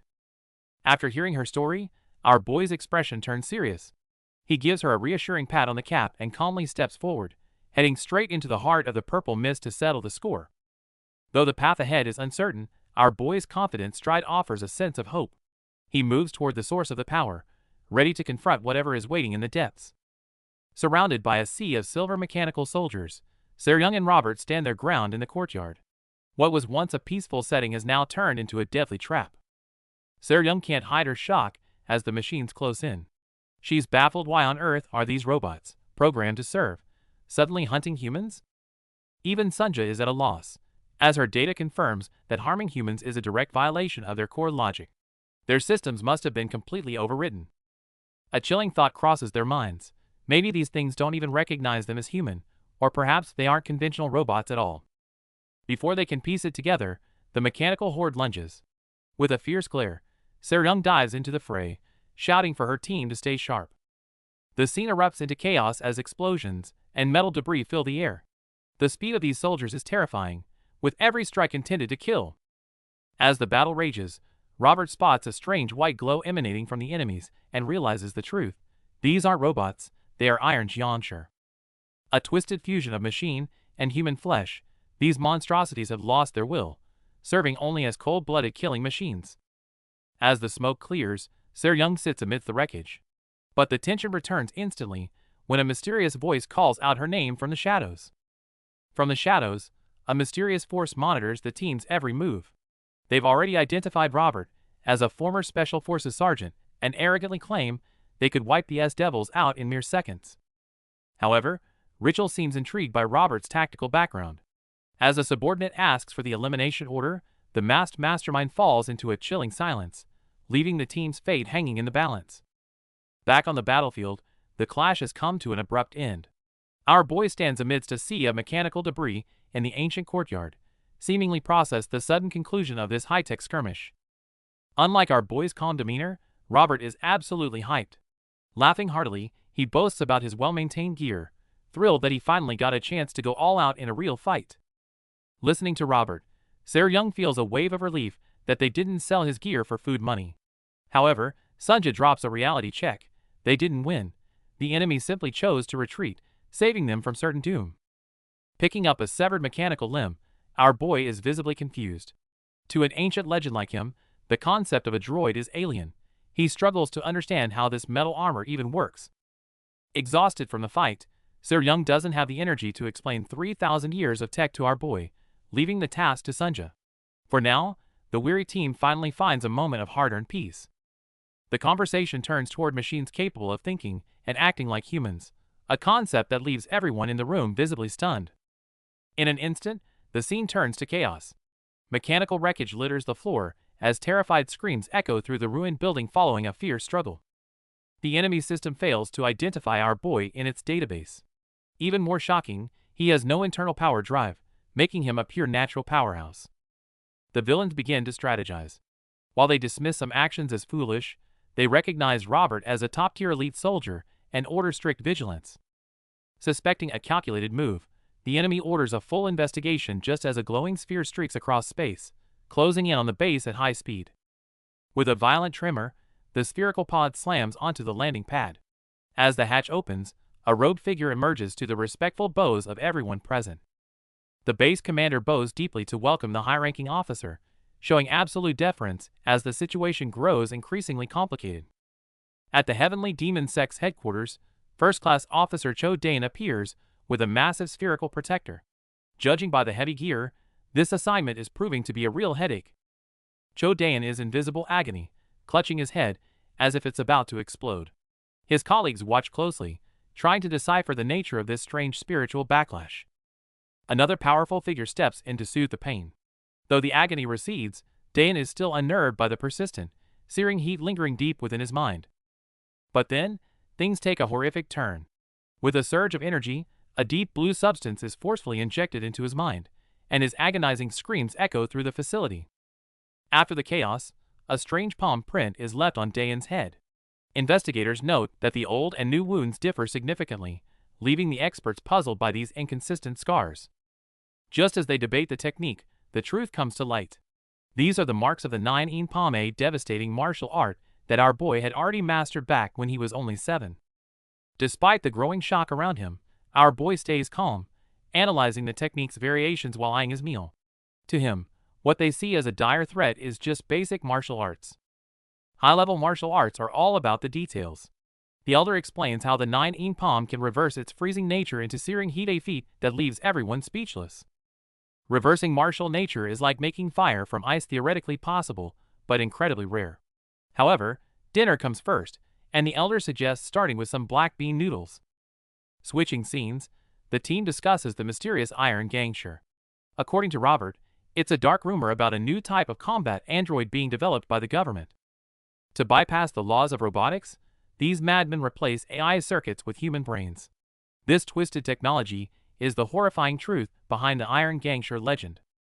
Seeing our boy's shock reaction, Sunja offers to dismantle her own limbs just to prove she's an android. It leaves him feeling like this era is completely bizarre. Though they've managed to share a meal, the idea of using human brains as processors haunts the group. Just how deep does this insane government conspiracy go? Faced with such an inhuman conspiracy, the team falls into a heavy silence. It seems the murky waters of this interstellar world are deeper than they ever imagined. Our boy looks completely lost, staring blankly at the table. Seo-young notices his strange expression and leans in with concern, asking if something happened to him or if he's feeling alright. It turns out the crisis is just a lack of food. Our boy stares at the empty tray in despair. Seo-young tells Sunja to grill more sausages, but is shocked to hear they've completely run out. With the food supply officially gone, a heavy silence falls over the group. Seo-young looks at their messy surroundings, realizing that they've landed themselves in a pretty tough spot. Suddenly, a surge of purple energy erupts from our boy. As a legendary powerhouse, he's deeply offended by this lack of hospitality, and his pure intimidation begins to fill the room. Shaken by the pressure, Seo-young finally snaps back to reality. She repeats his title, the Supreme Heavenly Demon, with a mix of excitement and fear, realizing the legend standing before her is very real. Realizing they need to act, Seo-young heads off to handle priorities with Robert and Sunja following behind. Meanwhile, our boy stays behind, staring at the empty tray in silent contemplation. Our boy pokes at the remaining sauce as his thoughts drift back to the battlefield. Seeing the scattered robotic debris in his mind, he knows a conflict spanning eras is far from over. As a transport ship glides over the ancient streets, Robert inspects the mechanical ruins. He complains about the poor quality of the alloy, noting that these machines are far too fragile for real combat. Amidst the smoking wreckage, our tech expert Sunja scans the remains. She discovers that these robots were powered by ancient MZ-07 chips hardware, so primitive it barely qualifies as advanced tech. Sunja explains that these chips lack any form of free will, designed only to execute external commands. This means the entire mechanical onslaught was being puppeteered from the shadows. Surveying the courtyard now carpeted in scrap metal, Sunja calmly drops a bombshell. Exactly 9,817 robots were deployed in that single relentless wave of attack. The logic is chilling. Deep within the facility's glowing blue pods, at least 9,817 humans are being used as biological processors, controlling the machines from a state of forced slumber. Seryung asks for the district's total population, only to hear the number 9,818. It's a horrifying realization. Every single resident except for one has been consumed by this inhuman project. As the group reels from the shock, the mastermind behind the scenes calmly finishes his meal and orders a total lockdown of District 32. The conspiracy is far deeper than they imagined. Deep in space, a massive spherical station glows with a chilling light. High Command has issued a lockdown, forbidding anyone from entering or leaving and ordered all deployed teams to return immediately. Inside the station, a pivotal conversation unfolds over a meal. In these trying times, they're less concerned with food and more with the shifting power. What happens when the mountain's ruling tiger finally falls? The wolves, once forced to pack together under the tiger's shadow, are now growing ambitious. No longer content with their lot, they aim to devour their own and seize the throne for themselves. Under watchful eyes, the sect's high-ranking members stand solemn. In the absence of the tiger, former allies become prey. In such times of upheaval, the strongest wolf is often the first to be targeted. With the martial world on thin ice, the sect must act with extreme caution. Suddenly, a shocking report arrives. An unidentified individual, mastered in their own sex arts, has surfaced, putting everyone on edge. Worst of all, this mystery man, our boy, is heading straight for Manhwa. The mere mention of the name sends a shiver through the room. That place is a powder keg, and he's the spark that could blow the whole world apart. As the heavy doors slide shut, the white-haired leader sinks into deep thought. Even a veteran like him finds this variable troublesome. He must grasp the full situation before making a move to avoid total collapse. As twilight blankets the ancient city, a mysterious pillar of purple energy erupts from the quiet streets. Seryung is questioning the rumors of missing people returning, only to learn a chilling truth. Everyone seems caught in a cycle, except for those left behind. At the heart of the energy, a man stands with eyes closed, lost in an unconscious ritual. Purple light fragments drift like petals, beautiful yet unsettling, blurring the line between a divine miracle and a high-tech curse. Our tech expert Sunja reveals the truth. On planet Hua, day and night flip every 6 hours. When Seryung asks how long until sunset, Sunja calmly drops a bombshell. 1 second. In that instant, the very atmosphere of the world shifts. It turns out the residents here are mindlessly repeating a single day of their lives. Whether drinking tea or reading, every detail is a precise reenactment. This programmed piece feels hollow, as if the entire planet is nothing more than a giant mechanical music box. The expected loop fails to trigger, leaving the streets eerily empty. From the rooftops, Robert sees no one, sparking a wave of anxiety in Seryung. Is the program malfunctioning, or is the true anomaly only just beginning to surface? Just then, Sunja makes a terrifying discovery. Instead of the residents appearing, our group is the one fading away. Enveloped in purple energy, the sensation of disappearing becomes lethally real, as an unknown law begins to erase them from existence. Faced with this incomprehensible phenomenon, even our seasoned heroes lose their cool. Staring at their dissolving hands, they realize they are no longer spectators on planet Hua. They've become the prey, and time is running out. The scene shifts to a mysterious hall bathed in an ominous purple glow. Urgent reports echo through the room. The captain's vitals are fading, signaling a crisis lurking in the shadows. Meanwhile, a starship marked with a skull emblem cuts through the deep void. A mysterious figure stands by the window, silently watching the cosmos as if planning something sinister. Monitoring stations pick up a sudden energy surge from Mount Hua. Analysis confirms the entity as Blazing Devil Seryung, who is currently being teleported straight toward the moon known as Jinta. On the desolate surface of Jinta, a massive black vortex swirls violently, acting as a chaotic gateway and the final destination for this high-speed teleportation. Caught in the eye of the storm, Seryung is absolutely terrified. Watching her body fade, she genuinely thinks she's kicked the bucket and turned into a ghost, screaming in pure desperation. Just as she's hysterically pleading for her life, her physical form suddenly snaps back into focus. Looking at her solid hands, she's completely stunned by this whiplash of a situation. Before she can process anything, the scenery shifts. At the end of a dimly lit corridor sits a mysterious figure on a leopard print cushion, waiting just for her. It looks like her troubles are far from over. Inside a dimly lit corridor, the atmosphere is heavy with tension. A subordinate reports a highly unusual teleportation signature that defies standard physics. Further investigation reveals the transfer was forced without the target's consent, a direct violation of galactic law known as unilateral teleportation. Despite the alarming report, the high-ranking official remains eerily calm, staring out at the stars while ordering his team to maintain strict surveillance. Looking at the drifting planets, he knows that anyone using forbidden tech on the moon has massive backing, and the stakes are higher than they seem. Peering through his glasses, he seems to be calculating his next move. In these turbulent times, any minor disturbance could trigger a galactic storm. Elsewhere, in a mysterious estate, a warrior kneels before her leader, recounting a shocking encounter at Manhwa with a man claiming to be her father. To her humiliation, she was utterly defeated in their duel. The sudden emergence of this mysterious powerhouse has completely derailed everyone's plans. While the plot thickens, a mysterious figure watches from across the stars. She's been tracking the man who defeated her daughter, and learning that he's now at Manhwa has clearly set a new storm in motion. Back with the crew, Robert is losing his cool. Consumed by worry for the missing Seryung, he's shouting that they need to save their captain immediately, his emotions reaching a total boiling point. Sunja is busy scanning for clues on the holographic interface. The team suspects Seryung's disappearance is linked to illegal teleportation on this planet, and though proof is scarce, the mood has turned incredibly grim. Overwhelmed by stress, Robert finally snaps and grabs a teammate by the collar. It's not entirely his fault. His military past left him with severe PTSD, making his anger nearly impossible to suppress when the pressure mounts. After the group intervenes, Robert finally calms down and lets go. Looking at his shaken teammates, he realizes he went too far and offers a low, heavy apology as the tension in the room hits rock bottom. With the conflict settled, the red ship streaks across the galaxy once more.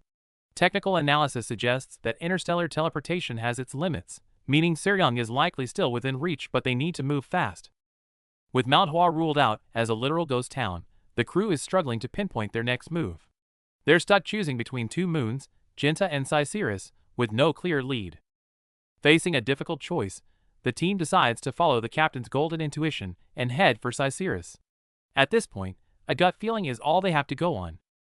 The mention of Cyceris leaves Seryung looking stunned. Just then, a cold voice cuts through the air, revealing the true target is actually Jinta, Manhwa's second moon. Suddenly, Seryung finds herself being completely exposed. The mysterious figure's scans have identified everything, from her hidden soft sword to the massive energy drive she can't yet control.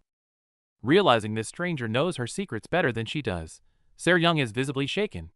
Through the pain, she demands to know who this person is, and how they possess such terrifying knowledge. Meanwhile, in a far more peaceful setting, a disciple consults his master.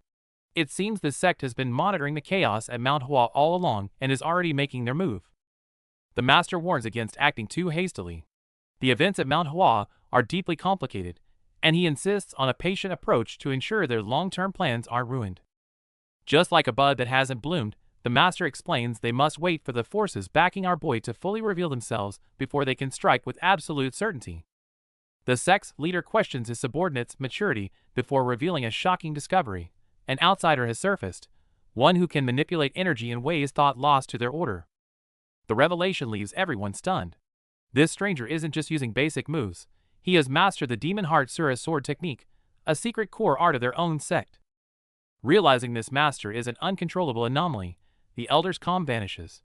With a furious roar, he issues a direct execution order. This monster must be eliminated without fail.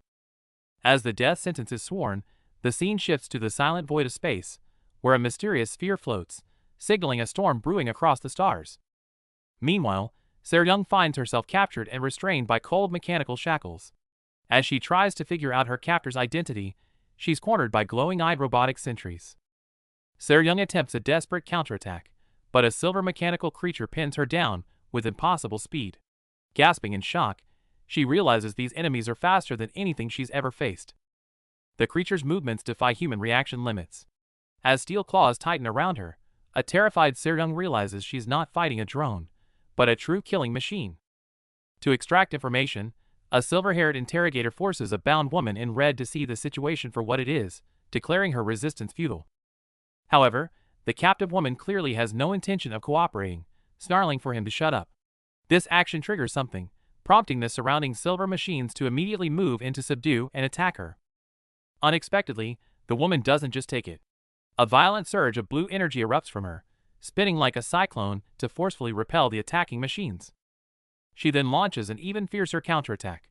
Light erupts from her arm as her body transforms into a whirling blade, directly slicing through and fragmenting the encroaching machines. Despite this fierce resistance, the silver-haired interrogator coolly declares it's pointless, as these combat robots possess data on all martial arts in the world. The woman seems to realize this truth, yet she doesn't stop. Confronting the next approaching machine, she crouches, dashes in, finds an opening, and unleashes a powerful strike. Finally, she leaps high, the lightsword coalescing in her hands poised to rend the very clouds. With her power focused to its peak, she takes aim at her enemy. Facing a formidable foe, her gaze is resolute. Even against a tough opponent, she refuses to back down. Seryung brandishes her glowing blue blade, charging towards the target at incredible speed, yet she seems to sense this encounter won't be easy. However, the silver mechanical creature is no ordinary opponent. It dives down with overwhelming force, sending Seryung flying and spinning uncontrollably through the air. Despite being on the defensive, Seryung refuses to yield. She fiercely counterattacks mid-flight, her blade tearing through the air to precisely strike the mechanical creature's head with a heavy impact. The immense power of both sides clashed violently in the air, the dazzling light almost consuming the entire space, with no clear victor yet. Regaining her stance, Seryung decisively activates her mechanical left arm. Golden energy gathers in her palm, forming a spiraling beam of light, ready to unleash. Yet, this immense energy wasn't for attacking the enemy. Instead, with a resolute intensity, it pierced directly through Seryung's abdomen, seemingly undergoing a painful and extreme self-enhancement. With a sharp crunch, the mysterious mechanical device is crushed to pieces. Clad in a dark hood, the stranger stares ahead coldly, the debris in his hand signaling an even greater storm on the horizon. Battle erupts instantly, as the silver mechanical beast is impaled by a glowing blade. Meanwhile, our girl Seryung uses the momentum to leap back, her movements sharp, though the situation remains dire. Seryung drops to one knee, gasping for air. With blood on her brow and a strained expression, she's clearly at her limit.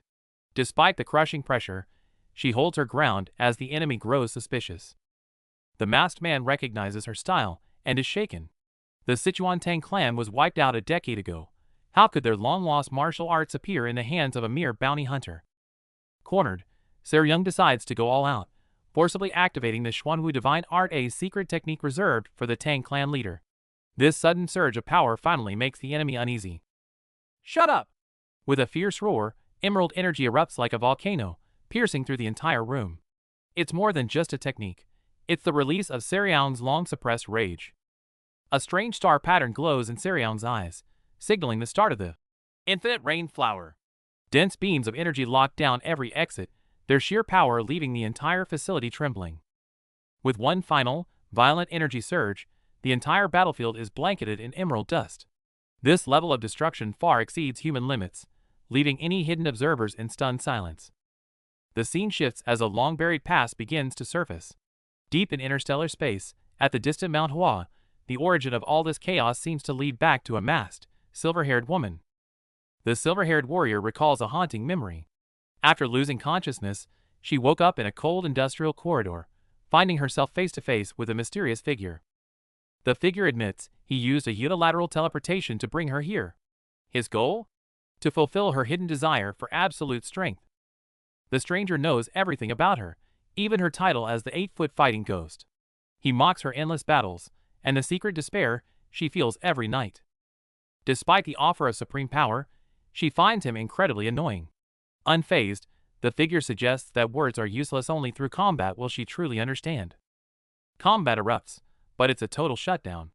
Amidst a haunting green glow, a mechanical shackle clamps onto her neck, leaving her paralyzed and in agonizing pain.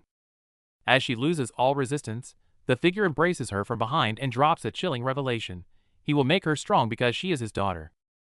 As suffocation and shock intertwine, what twisted plan does this father have? This brutal memory seems to be the very origin of what she has become today.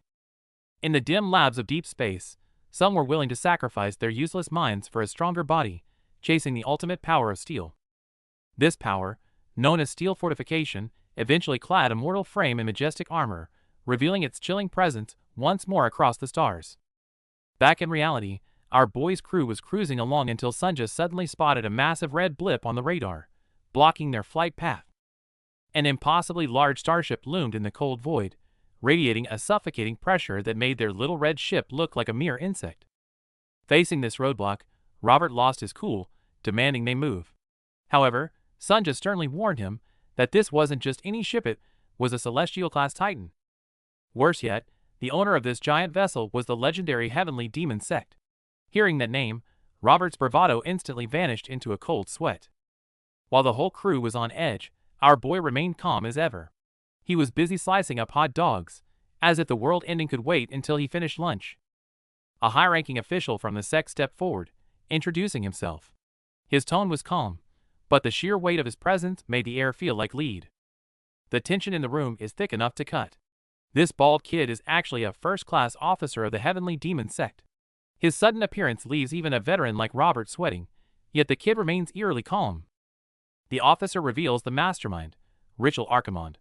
This former top scientist once directed the Steel City, a secret project aimed at fusing martial arts with advanced weaponry to create the ultimate war machine. Richel was expelled for his inhumane methods, but he didn't disappear. Instead, he's been operating in the shadows with massive secret funding, conducting even more horrific experiments right under everyone's noses. Despite dropping such earth-shattering intel, the kid just calmly asks for a glass of water. Robert is completely rattled, realizing that a visit from someone this high-ranking means the military is involved. "This is beyond what civilians can handle," the kid warns. He tells them to stay out of it, claiming that against a conspiracy of this scale, all they can do is pray for their missing captain. That was the wrong thing to say. Robert slams the table in a fury, telling the kid to shut up and get out. Regardless of who the enemy is, they are never going to abandon their captain. Throughout the chaos, our boy remains cool, taking a sip of his drink. He sees right through the kid's plan, calling him out for sharing info just to use them as pawns to do the sect's dirty work. Our boy's unshakable composure leads Robert to wonder who he really is, even addressing him as Noble One. It seems the true nature of this high-stakes game is only just beginning to unfold. A mysterious bald man, eyes closed and serene, sits at a table, seemingly severing ties. He firmly declares that if they have no connection, there's nothing more to know, as they will forever remain separate.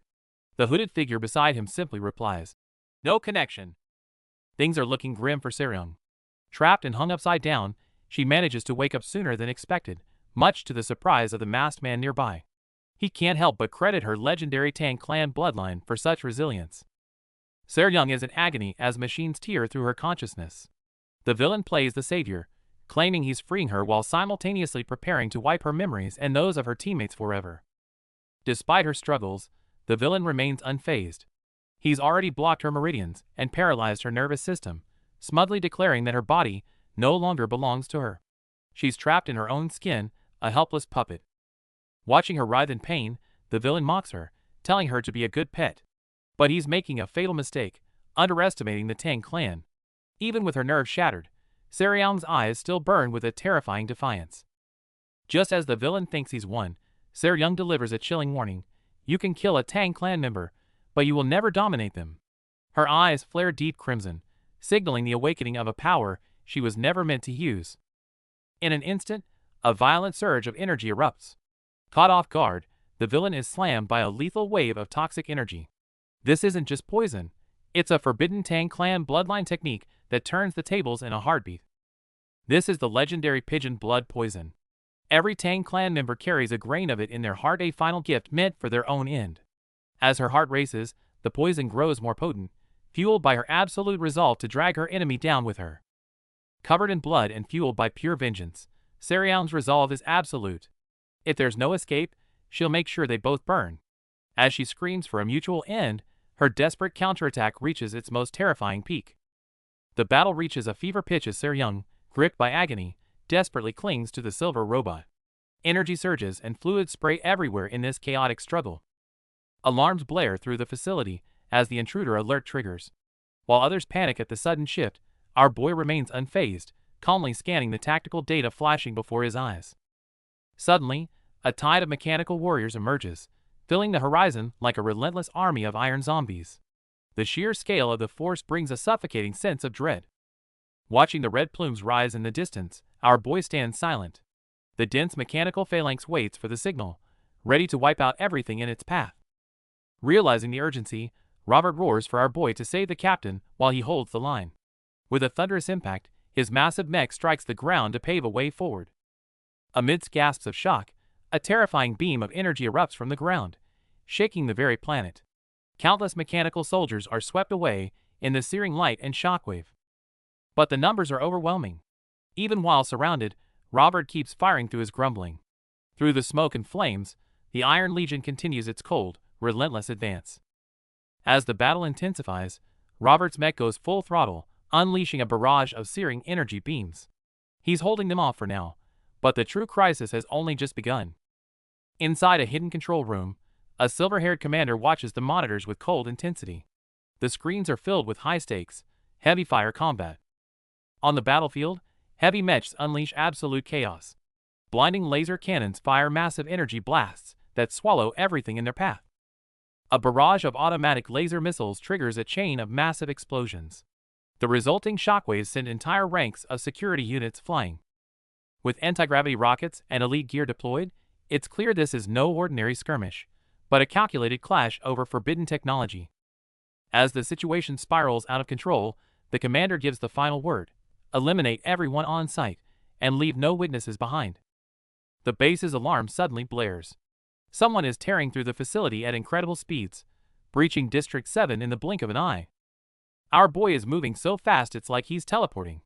He blasts past rows of experimental stasis pods, outrunning the base's tracking systems. Confronted by this supernatural speed, the villain finally snaps. He screams in pure disbelief. There's no way anyone could move like that.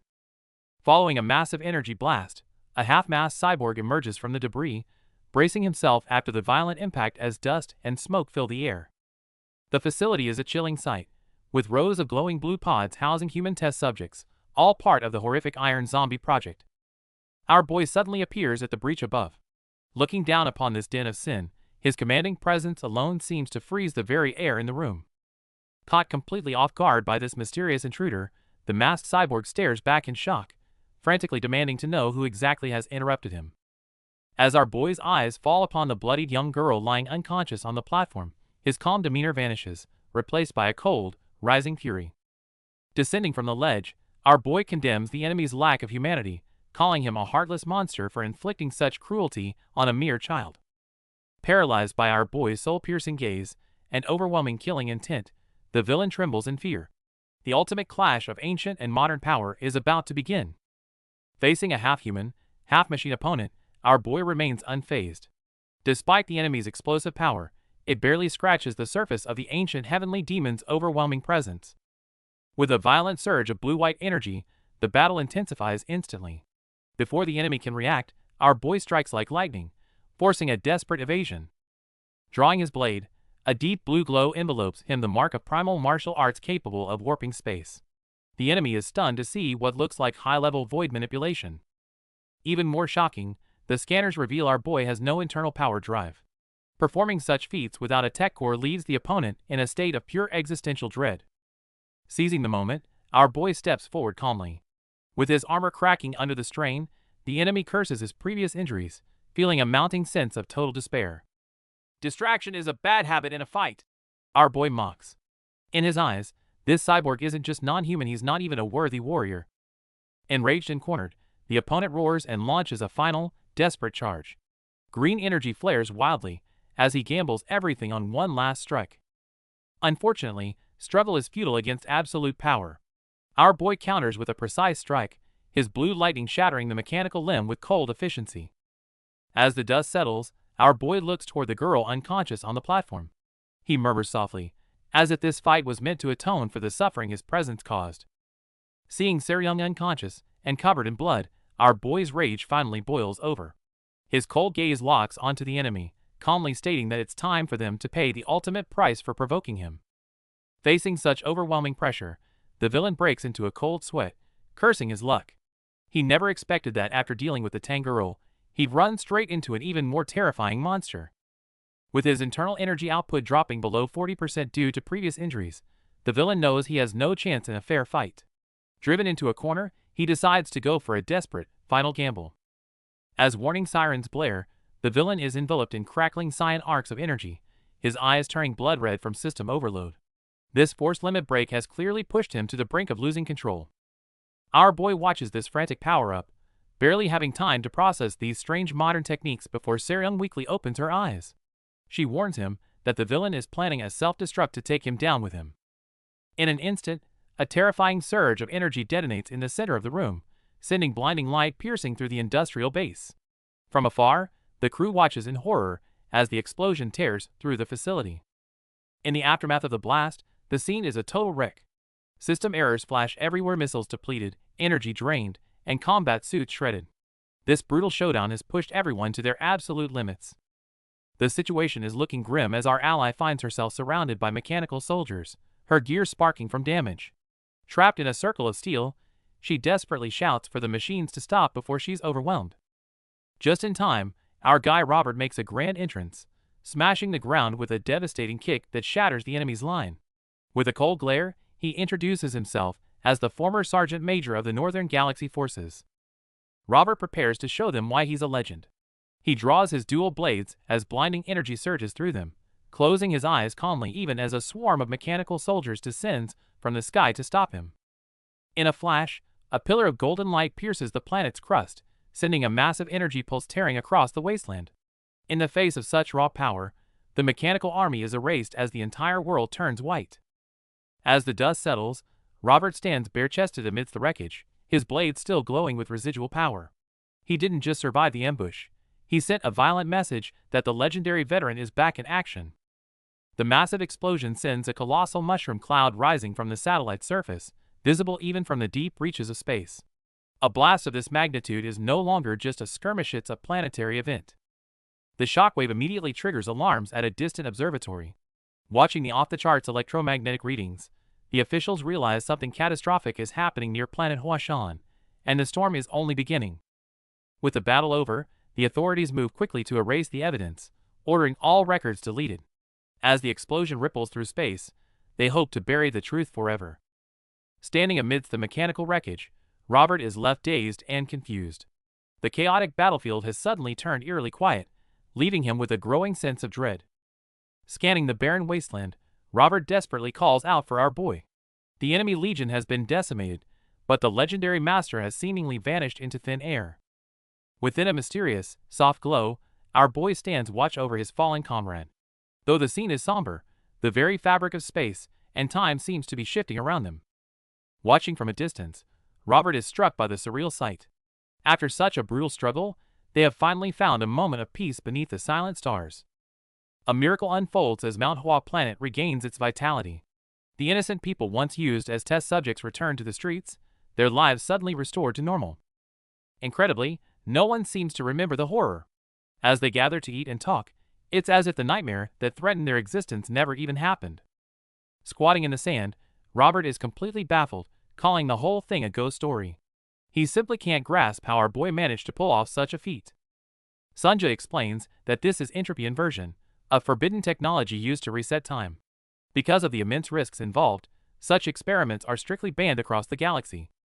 But it turns out our boy hasn't just mastered this god-tier tech, he's used it to reboot an entire planet at once. This overwhelming power would leave even the greatest scientists speechless. As rain washes over a young sapling, dark forces are plotting behind the scenes. They marvel at a genius scientist's forbidden tech, which has even garnered support from the military. As long as the target draws breath, the hunt continues. A direct order is issued: eliminate the threat and silence the imposter who dares to use their sex martial arts. Beneath the deep, silent stars, a childlike powerhouse meditates atop a massive orb. His cold gaze, far beyond his years, seems locked onto a distant target. Back on the black market planet, our boy calmly sips tea in a traditional loft. Opposite him, the Manhwa leader offers sincere thanks for saving his daughter and the rebels. However, our boy sees right through the plot. The rebels were merely puppets. The Manhwa leader can only smile bitterly, admitting that the true mastermind is now untouchable. Facing our boy's piercing gaze, the leader is shaken to his core. To protect the lives of 10,000 clan members, he's prepared to swallow his pride and bury the truth. He is stunned by how such a young man can possess such a terrifying presence. For survival, he must weigh the cost between protecting his sect and seeking justice. While pouring a fresh cup of tea, this mysterious figure notes how unusual it is to see someone so relaxed. Most people treat him with absolute reverence, but our boy's casual attitude is a refreshing change of pace. The man speaks candidly about his choice to live looking down upon the world. It's a level of arrogance that makes our boy wonder if this guy genuinely views himself as a supreme being. Our boy isn't really interested in philosophy right now. Changing the subject, he asks about the limits of modern technology, specifically whether there's a way to reconnect a severed limb. Back on the ship, Seryung is suspended in a glowing medical pod. Bathed in golden light, she looks peaceful, but the high-tech equipment humming around her tells a much more desperate story. Sunja is hard at work, eyes glued to the data streaming across her tablet. Before she can even finish her analysis, a frantic Robert rushes in, desperate for any update on the captain's condition. The diagnosis is grim. The poison is spreading faster than they can neutralize it. Robert completely loses his cool, grabbing his companion and demanding they head to a major hospital before it's too late. As Robert spirals into a frantic rage, the situation on board grows chaotic. Inside the cold medical pod, Seryung's life hangs by a thread, and time is rapidly running out for the crew. Things are looking dire. With no antidote and no time to reach a hospital, the team is stuck. Even the usually tough Robert is at a loss, staring down a hopeless situation. Sunja suggests a cold, logical farewell, releasing their comrade into space per the captain's orders. Her detached reasoning leaves Robert stunned, his voice trembling as the weight of loss sinks in. The only sound in the corridor is the steady drip of water. Sunja stands alone at the dispenser. Though her expression remains stoic, her mechanical movements betray a heavy, silent sadness. Droplets on her mask look like unshed tears, while a massive ship looms outside. The memories of laughter and shared moments in the stars now feel like fading, bittersweet fragments of the past. A silver-haired girl stands alone by the railing, watching the horizon. As the ship accelerates into the void, the bonds of the past seem to be swallowed by the dark, leaving only a vast emptiness behind. Suddenly, a massive white vessel descends over a traditional estate on another planet. Our boy, resting in the courtyard, senses the intrusion and looks up with an intense, razor-sharp gaze. A subordinate rushes in to report that the ship belongs to the legendary West Heaven Sword matron, Kim Yunhwa. Hearing her name, our boy's expression hardens. A clash of titans is clearly imminent. Inside the Hua Mountain sect, a disciple reports to his master that she has not responded to their repeated attempts to contact her. The master, however, calmly instructs them to simply let her be, as she clearly didn't come for him. The disciple, fuming, considers the West Heaven Sword matrons' actions a blatant disrespect to their sect. Yet, his master urges him to calm down, emphasizing that the Hua Mountain sect is currently in reconstruction and must avoid conflicts with other factions. Seeing his disciple's reluctance, the master earnestly advises that patience is currently the Hua Mountain sect's greatest strength. They must endure, at least until the sect is powerful enough to retaliate. Though his expression remains calm, a flicker of unwillingness still dances in the disciple's eyes, as he silently internalizes his master's words. While the Hua Mountain sect bided its time, a massive spaceship crossed the sky, bringing our boy to a high-tech lab. There, Dr. Richel, clad in white, surprisingly offered to heal Seryung. Hearing Richel's ability to reattach a severed arm, our boy mused on technological advancement. Richel, however, clarified that reattaching the arm was trivial. The true challenge was removing the blood poison that had spread to Seryung's heart.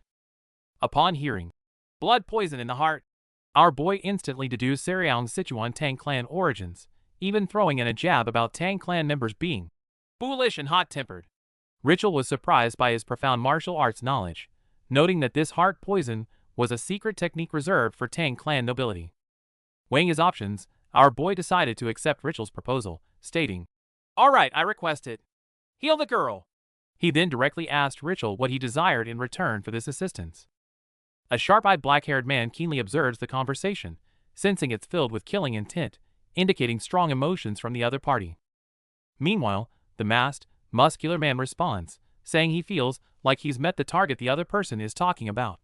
Not long ago, he also encountered someone who made him want to beat them to death. However, when the black-haired man asks about the target, the masked man drops a bombshell. If that person is their target, they're too late, because he's already dead. Yet, A mysterious woman named Rachel calmly retorts that the target is still alive. The reason he's untraceable is that he's hidden himself in a much deeper place, requiring immense effort to locate him. To track their target, the group arrives at the Humanity Government's Southern Galactic Core military droid disposal site, a place resembling a massive industrial ruin. A white-haired woman stands quietly on the gray grid floor, holding a brown piece of clothing, as if awaiting something. Suddenly, the colossal cylindrical device hums and vibrates, as blue-green liquid gushes down its internal edges, signaling the commencement of some ritual.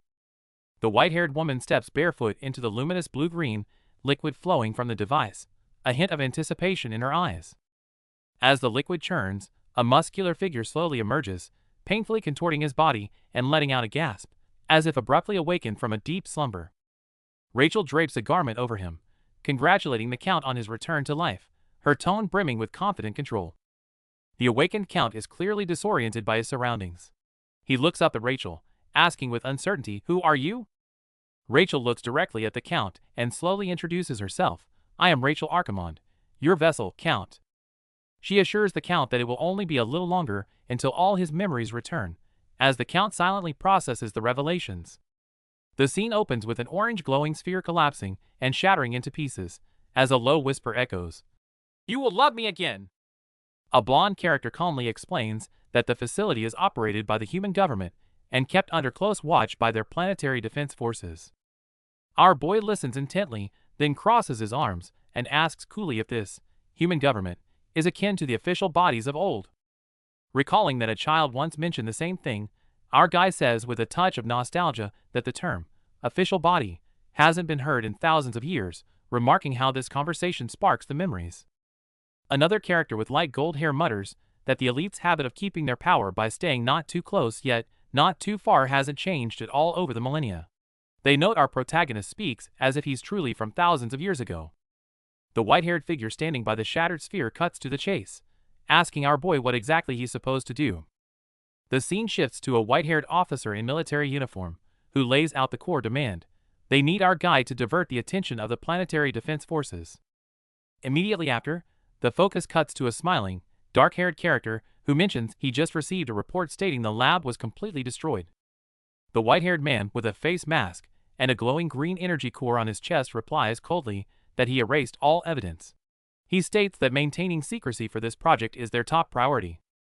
However, Planetary Defense Commander Bernard retorts with a mocking smile, saying it seems the man's tongue wasn't injured and he can still speak quite smoothly. Rachel remains unfazed, pointing out that the Steel City project was just part of the process. The main project, the Iron Gangshire project, will now officially proceed. Finally, he shifts gears, his gaze fixing on someone as he makes an unsettling request. "That thing you have with you, can you make one for me?" Inside the command center, Commander Bernardo leans back in boredom, tired of his long assignment. Before him stands the white-haired cyborg, its glowing green core a stark reminder of the weapons at his disposal. Bernardo shows utter contempt for the cyborgs, calling them nothing but trash. To him, treating these heartless machines like actual people is an insolent joke that he simply can't stomach. The scene shifts to a somber memory where rain drenches the temple gate. Seryung stands alone in the downpour, clutching her sword, as the crushing weight of her past begins to resurface. Our boy appears within her shifting memories, seeing right through Seryung's fiery persona. He points out that beneath her tough exterior, she's been hiding behind a thick, defensive mask all this time. Seeing her lost in grief, our guy reaches out to guide her back to reality. But Seryung refuses, her mind fixated on protecting a gate that represents everything she's already lost. Our boy calmly explains that this is all a delusion, but Seryung is too far gone to listen. She screams in desperation, swearing to protect her duty even if it costs her life. Driven by her trauma, Seryung swings her sword and strikes our boy. Realizing words are no longer enough, he decides to use force to break her free from this self-destructive nightmare.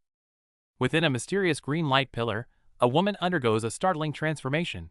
Her closed eyes snap open, glowing with an eerie red light, as particles swirl around her, solidifying her form as if she's being reborn. Meanwhile, in another cold, mechanical chamber, a white-haired woman lies restrained on an operating table. Nearby, a gold-haired woman, connected to complex machinery, recharges her internal energy. She calmly asks, "How is your body?" The one being addressed was Seryung, now clad in red with a sharp gaze.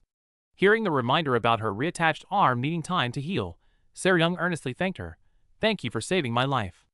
I will definitely repay this debt." However, the gold-haired woman seemed dismissive. "You're overestimating yourself. Debts are only shared between equals. Moreover, I had no reason to use all my internal energy to save you." A nearby energy display showed 92%. Confronted by such cold words, Seryung frowned, asking in confusion, "Then, why did you save me?" Without directly answering, the gold-haired woman presented a container holding a grotesque, worm-like creature. "I almost couldn't get it out." Seryung immediately recognized it as the pigeon blood red, the deadliest forbidden poison rumored in the Tang family. With a grim expression, she urgently pleaded, "Please give it back to me. That's my soul." Just then, a fully recharged alert for the energy drive sounded. The gold-haired woman straightened up, ready to reveal the true ownership of this forbidden item. The gold-haired woman coldly declared, "You've already activated the half-blood poison and chosen death, meaning you've abandoned this poison. It's no longer yours." The deadly worm squirmed, as if asserting its new ownership.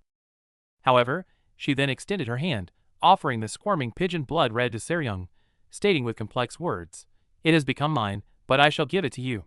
Is this a gift, or another trap?" In exchange for answers, she begins telling everything she knows about the universe heavenly demon figure. Elsewhere, our boy is having a conversation with a long-haired man in traditional gray robes. In a classically furnished room, the robed man states that his reason for seeking our boy out is to repay a kindness he once received. Our guy weighs it off, saying he acted of his own will, and a cup of tea is enough. However, the man insists that the Manhwa sect is not accustomed to being in debt. He decides to repay the debt with sincere advice, a serious warning to never get close to the West Heaven Sword matron. He calls her a venomous spider in the abyss, infecting all that come near with darkness, even her own flesh and blood. Meanwhile, in an industrial corridor, the masked blonde woman stands silently against a wall. She addresses a figure in the corridor, asking why they've been targeting her. As she speaks, a woman with red highlights and a ponytail steps into the light from the shadowy end of the hall. The blonde reveals the reason. "Because my mother saved you." This bitter accusation seems to have little effect. The red-haired woman simply closes her eyes, murmuring, "Like mother, like daughter. You two really are alike," before turning and walking away. As the tea talk progresses, she becomes the center of conversation. The black-haired woman beside them seems a bit uncomfortable with the casual tone, directly questioning, "How old are you? Why do you always speak to me so informally?" Our boy, the black-haired man calmly pouring tea, simply states, "I appreciate your advice, but I'll handle it my way." Clearly, he's not letting her complaints bother him. In a quiet corner, our boy listens as an elder speaks of a woman obsessed with creating the perfect being, a dream that has led her down a path of endless, failed replications. Gesturing to the tea set, the elder warns our guy that he has caught her eye. He cautions that getting close to such a person is a dangerous gamble he shouldn't take lightly. As they part ways, the elder watches our boy's back with a hint of melancholy. He muses that things might have been different if she weren't so obsessed, or perhaps just his type. Meanwhile, Robert is so relieved to see Seryung alive that he tackles her in a massive hug. His enthusiastic shouting of "Captain" only leaves her feeling incredibly uncomfortable. While Robert continues his drama, Seryung's focus shifts to our boy, who's calmly eating nearby. She leans over the table and asks the one thing she's been dying to know. "You're way older than me, right?" Our guy just keeps slicing his sausage in silence, but his lack of denial is all the proof she needs. Seryung freaks out, realizing she's dealing with a literal grandpa from another era. While our boy is happily munching on a sausage, Seryung slams the table in a rage. She demands Sunja bring some healthy food instead, proving even an ancient legend can't escape a lecture on nutrition. Meanwhile, Commander Jong Ritak receives a shocking report. It reveals that the man causing all the chaos is Lee Mokjin, an ancient figure who sealed himself away 2 millennia ago. When pressed for more details, the informant drops a bombshell. This ancient warrior calls himself the Heavenly Demon Supreme. Hearing that legendary title, Jong Ritak is visibly shaken by the implications. Over in Ritual's secret lab, heavy machinery is working overtime. As high-energy beams converge on the platform, a top-secret experiment capable of shifting the balance of power reaches its climax. As the data transfer hits its peak, Ritual watches the monitors with cold indifference. In his vision, These machines and martial arts will soon fuse into the ultimate killing weapon. Rachel reaches out, calling to his masterpiece with a chilling sense of ownership. A terrifying new threat has emerged, and a trap designed specifically for our boy is finally being set in motion. In the depths of a high-tech lab, Rachel Archimond examines a glowing mechanical spider. This tiny device is far more dangerous than its delicate appearance suggests. Rachel meets with the military to present his latest product. Behind the casual tea service lies the sinister truth of the Iron Gangster project. Addressing the military's skepticism, Rachel explains the project's goal: transforming living humans into undetectable combat droids with superhuman martial arts. To demonstrate its power, Rachel activates the spider. It latches onto a guard and begins burrowing into his body in a chilling display of parasitic technology. As the parasitic process takes hold, the victim screams in agony. Strange purple veins erupt across his skin, and his eyes flare with a sinister, unnatural light. While the guard writhes in pain, Rachel calmly sips his tea. He explains that the device seizes the central nervous system, turning humans into literal living puppets. If the Iron Gangster technology is deployed on a massive scale, the balance of the interstellar world will be shattered. And this is only the beginning. The scene shifts as the commander learns about the Iron Gangster project. It's designed to forcibly release massive internal energy, turning subjects into ultimate killing machines, just like the hulking figure seen here. However, Rachel admits that due to genetic mismatches, these subjects have become horribly deformed. Their bodies are twisting in agony as their immune systems struggle against the violent transformation. Seeing the failure, the commander loses his temper after waiting 10 years. He slams the table, demanding to know how Rachel plans to explain these results to the investors as the tension in the room reaches a breaking point. Rachel remains calm, revealing a blue mechanical device. He cryptically explains that the technology hasn't reached its full potential yet, simply because it hasn't found its true owner to bond with. As energy surges, a blinding blue beam erupts, sending massive shockwaves throughout the lab. The once skeptical commander is left completely speechless by the sheer, raw power now on display. The destructive energy extends into the void, obliterating celestial bodies with terrifying precision. As the beam pierces the deep star's cape, it's clear that a much larger, cosmic game is just beginning. As the ship rumbles to a halt, our boy and the crew finally reach their destination. Looking out at the cracked, crumbling celestial body, the tension in the air is palpable. Inside the cockpit, the atmosphere is thick with tension. The crew reports they've hit the limit. One more step means trespassing on government territory. Everyone is waiting for the captain's next move. It turns out this is a government-run military droid disposal site, heavily guarded and restricted. Even for these seasoned bounty hunters, entering such a forbidden zone is a massive gamble. The radar quickly picks up a signal from the West Heaven Sword matron's ship. Knowing the target is safely tucked away on the dark side of the moon, Sarah Young grits her teeth, bracing for a direct confrontation. To protect her crew, Sarah Young orders the landing pods prepared. She tells them to stay behind and disavow her if things go south, as she prepares to descend into the fray with our boy. At this critical moment, our boy remains incredibly calm, suggesting he go in alone. After all, the coming battle is far beyond what any normal person can survive, and he knows it. Sarah Young insists on coming along, claiming she needs to pilot the landing pod. However, her excuse is immediately called out by the crew. Everyone knows her flying skills are barely functional. Banter aside, Sarah Young is driven by a personal grudge. But our boy sees right through her facade, reminding her of a much greater debt she still owes. The sudden insight leaves her completely stunned. Heavy footsteps echo through a dim, futuristic corridor, as a cold voice warns that clinging to the past only distances one from the present. This oppressive atmosphere hints that some buried secrets are about to spiral out of control. The scene shifts to a stern high-ranking officer alone in a command room. Before him, a screen displays the progress of the Iron Gangster project, while a body covered in cloth in the center of the room emits an unsettling red glow. A massive, golden mechanical eye suddenly fills the screen, the voice of the hidden controller. The officer trembles as he reports that because they dared to use Manhwa sect disciples as subjects, the so-called perfect project was doomed from the start. Despite the officer's fears of the investigation committee, the eye remains coldly indifferent, demanding a cover-up at all costs. To these rulers, lives are just data. As long as the truth is hidden, success or failure no longer matters. After the call cuts, the officer collapses into his chair, drained of strength. Drenched in sweat, he regrets tangling with such monsters. But before he can regain his composure, a sudden, sharp alarm shatters the silence. The scene shifts to a desolate wasteland. A sealed red pod, half buried in the sand, hisses as it opens, and a trail of footprints leads away. It seems something that should have stayed asleep has quietly escaped its cage. Across the sands littered with metallic debris, a black-haired youth walks barefoot. His face is expressionless, yet his eyes hold a cold intensity from another era as he heads straight toward the mysterious facility center. Meanwhile, Rachel senses the anomaly. An alarm from the droid disposal site gives him pause, while the image of a shattered moon overlaid on a silver-haired girl hints at an upcoming upheaval that could reshape the entire galaxy. Amidst the quiet greenery, a strange silver mechanical spider lies in wait. A young girl leans in curiously, unaware of the metallic threat lurking right before her eyes.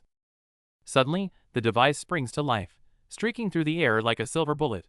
It slams into a leaf with a violent spark, revealing its true nature as a high-speed projectile. Elsewhere, the tension reaches a breaking point. A masked figure gazes down from high above, his cold eyes locked onto our boy, who stands calmly amidst the surrounding rubble. Monitoring from safety, a military officer sips his tea while analyzing our boy. He dismisses him as a pure natural, a mere vagrant without any high-tech cybernetics. With no data on record and no detected weapons, the officer cold-bloodedly orders an execution. To the military, he's just another trespasser to be eliminated without a second thought. As an armored knight charges at terminal velocity, our boy doesn't even bother taking his hands out of his pockets. He stands perfectly still, unimpressed by the incoming assault. Just then, a frantic warning arrives, urging the officer not to underestimate his target. But the arrogant commander scoffs, unaware that he's just poked a sleeping legendary demon. On the monitor, our boy walks calmly through a high-speed assault. Commander Bernard is left in shock, while Rachel is fascinated by the mysterious protective field generated by ancient martial arts. Tension flares in the command center as Rachel mocks Bernard's incompetence. Warning that no one is safe if the project fails, the scientist delivers a cold insult and turns to leave. Bernard is fuming at the insult, but he has no time for a grudge. Our boy has already breached the second defense line, forcing the military to scramble their beam cannons and droid battalions. Desperate to end the threat, Bernard orders the activation of the Tathagata weapon. Meanwhile, Rachel is busy coordinating with subordinates, determined to accelerate his twisted scientific project. On a quiet hillside, a silver-haired handler waits as a mysterious girl in a baseball cap arrives. With this key material finally delivered, the dark project moves into its next sinister phase. Back on the battlefield, a massive energy vortex erupts in front of our boy. Despite the ground-shaking power, he simply looks on with a sigh, completely unfazed by yet another high-tech trick. With a divine and crushing pressure, a massive palm descends from the heavens. Faced with this world-shattering strike, our boy remains calm, questioning the true nature of his opponent. A thunderous impact shatters the ground as the giant palm strikes, sending debris flying. Even for our boy, facing such overwhelming force head-on brings a tense look to his eyes. Amidst the dust, a violent energy vortex tears through the earth. High above, the stone Buddha remains silent, radiating an intimidating and tranquil power. From behind the monitors, the commander watches coldly with a hint of disdain. To him, such a blow should turn anyone to ash, hardly worth making a fuss over. No sooner had the order to recover the body been given than the alarms blared. Our boy is not only alive, but completely unharmed, leaving the commander in a fit of rage. The divine palm remains pressed to the cracked earth, sparks flying as energy twists around the stone Buddha. It's clear that the battle is far from over. Under the commander's disbelief, our boy emerges floating in midair. Despite losing a shoe, his calm and absolute presence sends a shiver through the very stars above.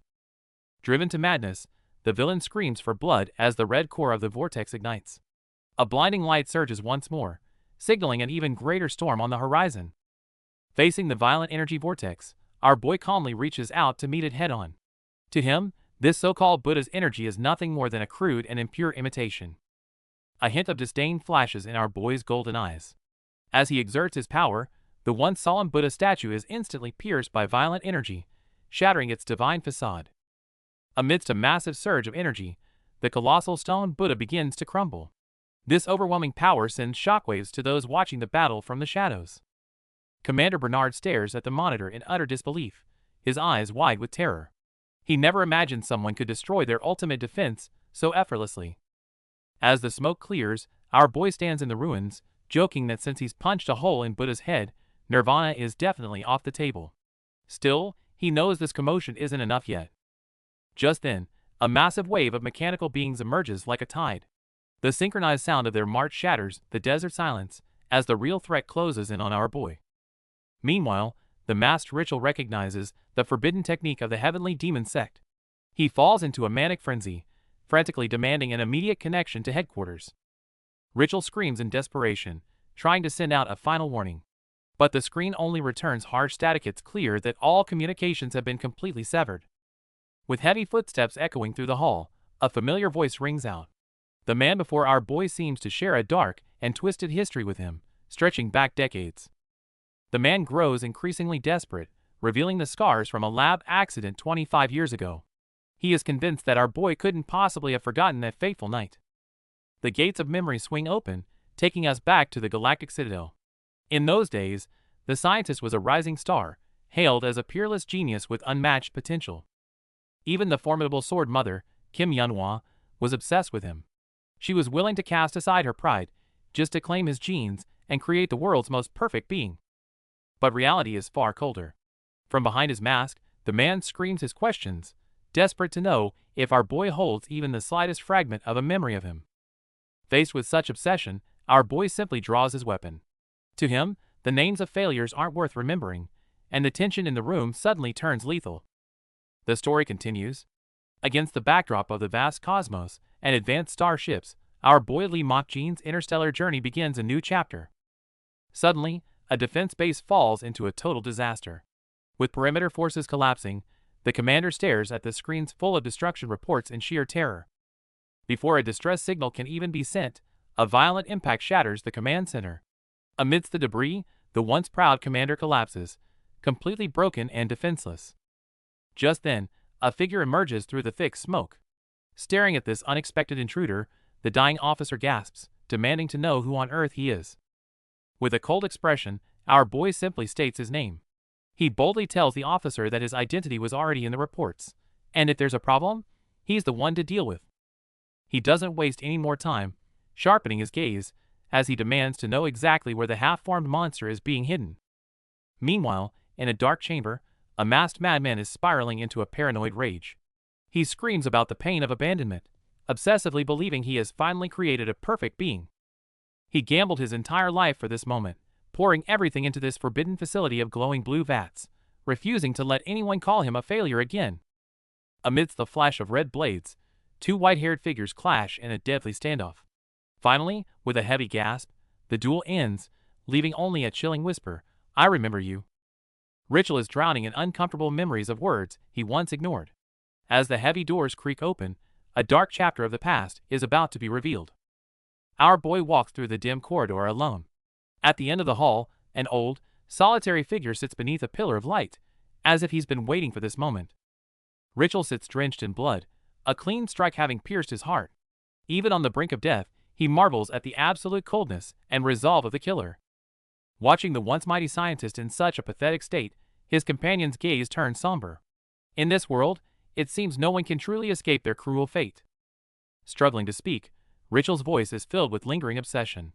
He refuses to believe his life was worthless, and is determined to leave behind an eternal mark. Faced with such stubbornness, our boy coldly tells him to let go. With death so near, perhaps oblivion is the only mercy the afterlife can offer. But Ritual cracks a haunting smile, claiming his creation will live on for him. Just then, two mysterious figures appear at the door, shifting the tension. When our boy catches a glimpse of the newcomers, he freezes in shock. It's a child. The familiar face sends a jolt through him, leaving him speechless. Losing his composure, he rushes toward the child, desperate to confirm what he's seeing. What deadly secrets could this person possibly be hiding? The scene shifts as a mysterious figure stands in the shadows. With eyes downcast and a somber expression, it feels like a heavy storm is quietly brewing in the silence. Alarms blare as Director Bernard watches his defenses crumble.